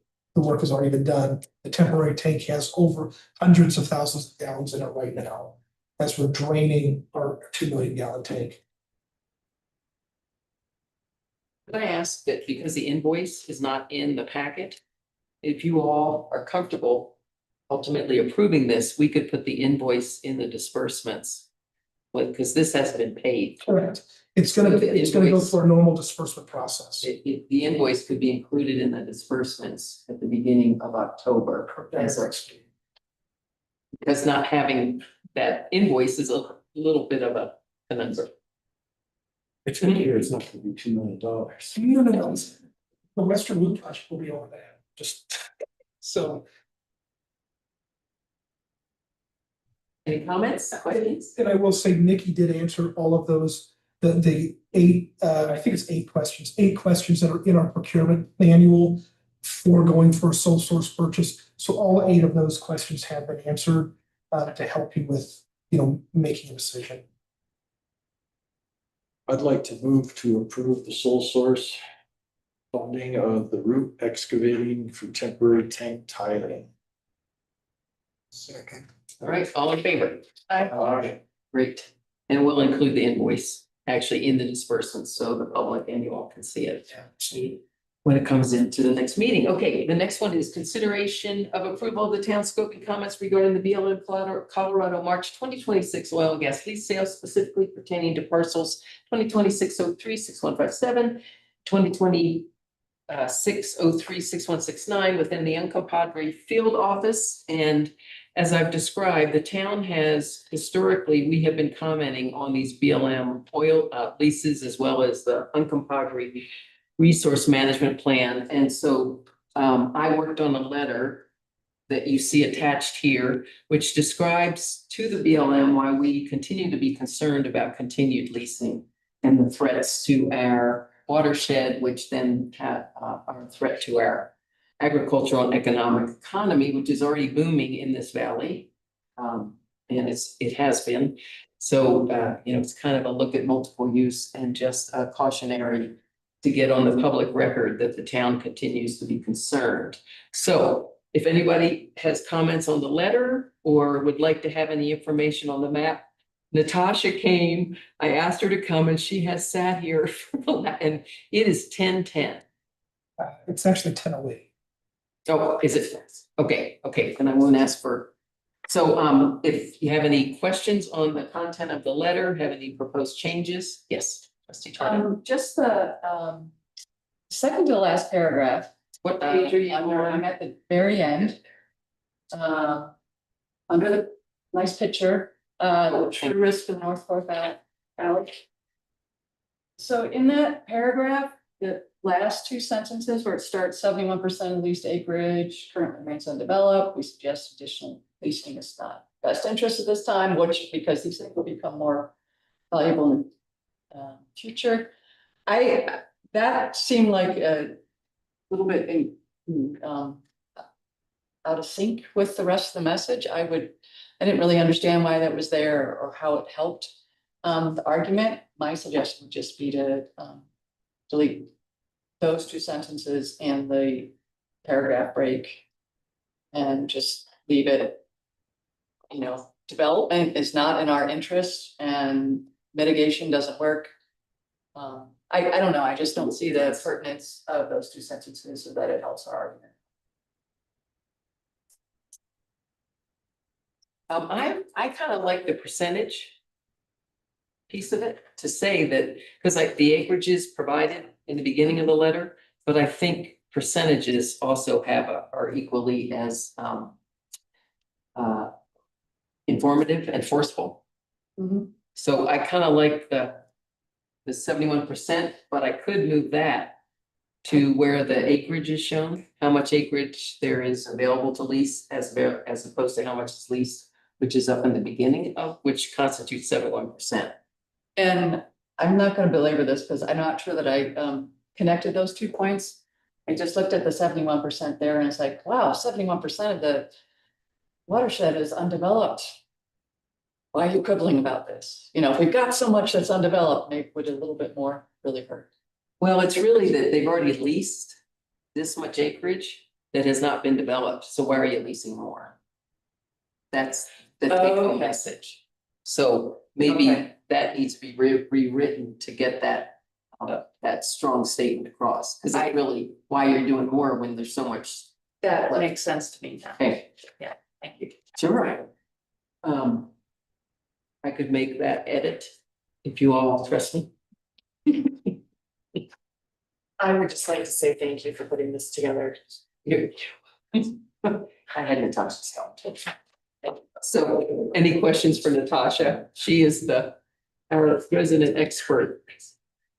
And I included one of the maps. I included two maps, but the one in particular that is not in the letter, just because it's so informative, so you can see what, when, and where is going on in the North Fork as of May of 2025. So any Questions? I thank you for being here. I'd like to make a motion that we approve the letter with the aforementioned edit. All in favor? Aye. Thank you. I will do that. I will sign it, we'll get it, and I will email it I'll take care of the emailing, so I can get it through by October 2nd. Okay, thank you all. Lastly, consideration of accepting the Region 10 mini grant, which is the most, we have 3 minutes. We have 3 minutes. Actually, we will need to extend it a little bit because everybody needs to sign the disbursements, and I don't like to. I'd like to extend the meeting to 10:30. Second. On favor? Aye. Okay. This is the longest meeting we've had in a really long. It's okay. So, this is a grant that I had applied for with, North Fork Valley Creative Coalition, with Jess. I kept telling her we're not gonna get it, there's no way we're gonna get it, and, we got it. So I was actually a little surprised that we actually got it. When the total project budget was created, it was originally gonna be within my limit, but as we started looking at real numbers, it became over. And I said, well, we'll apply for it and see if, that 12,500, if we need to, I'll bring it to the board for approval. We got it. And what this is to replace all of our banners that are hanging and falling down with real holders. We got quotes from a company named Zane Williams that specializes in polyvinyl material that is also breathable, but has high vision graphics. They are what you call a MWE business. So it's a women-owned enterprise business. They meet all of those disadvantaged business criteria, and they do banners for like the Smithsonian. They are actually pretty affordable, but it allows for air to breathe through it. So when we have those high winds, it's not going to twist up; it'll blow right through it. I was really surprised. I bought these in Albion, Indiana, as well, and I was really surprised that they're still standing 7 years later. So all these Cecil banners still work, and so that's one of the pieces. Another piece is that all of our entry signs, those big welcome to Paonia signs that are fading, this helps us to revitalize those, put new clear coats on, gives local artists, a little funding to do this stuff. And then also buys dark sky friendly lighting that is commercial lighting and that will hang at the top, shine down, but is also solar powered. So those commercial lights we've also priced, it's in this packet. Then the final piece is that we plan to engage a local artist to work on our public parking signs for our 2 public parking lots as wayfinding signs with that wayfinding plan that was approved in 2018. So that's what this grant does. That wayfinding plan is in this packet as well. And then what we put for that grant applications. And I kid you, Jess had to tell me we won it because I didn't even check. So I was actually surprised to see that we got it. Congratulations. I know, another great. Yay. So this was easy to manage. So. Exactly what I was thinking it was. It was till you said that. No, this was easy. Region 10 is easy. They're not federal highway and they're not, BLM. So. And the matching requirement is already budgeted? So we have to do a budget amendment anyway. We have certain items that, like our wastewater ponds, we had emergency repairs that are gonna throw us over budget. So before the end of the year, there will be a budget amendment that comes out. The difference is what, you don't really need a budget amendment, but we do for those individual line items. Because when we do our budget resolution, it includes what we plan to bring in revenue and what our existing fund balances are. We're not gonna exhaust any fund balance, but that individual line item does need to be increased. So there will be a budget amendment that's needed. The lights work in a dark sky area. They shine down, so they shine down, but they also have, it also has a shade on it, so it doesn't shine into cars, as I'm driving. You can't see it as you drive up on. Yeah, I got it. Unlike the big beast, new sign. right, it specifically illuminates the sign itself, nothing. It's just. It sounded like a conflict. Any other comments, discussion? This is what the light looks like, this is the cut sheet. And it's solar. so- It is solar. And both of those are pretty much in the open for solar access. Yeah. Hey, you need a motion? I move to accept the Region 10 mini grant and direct staff to begin working North Fork Creative Coalition and Region 10 on occurring and planning improvements. I'll second that. All in favor? Aye. Motion passes. We're getting signatures as we speak, and I will, and very momentarily. And Karen, just so you know, everybody signs this after the disbursements are approved, because otherwise we're having to wait till the meeting minutes have been approved for it to be an official expenditure. And